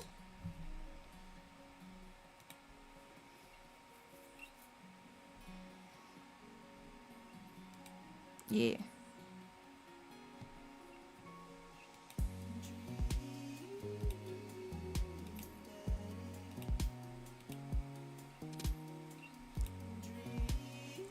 So, what we're gonna do is then, I'm gonna look at raiding out. I think I'm gonna raid out to Keeks. So I don't think I've raided to Keeks before. It's not that I remember. I might have done. But Keeks is currently playing Middle Earth, The Shadows of Mordor.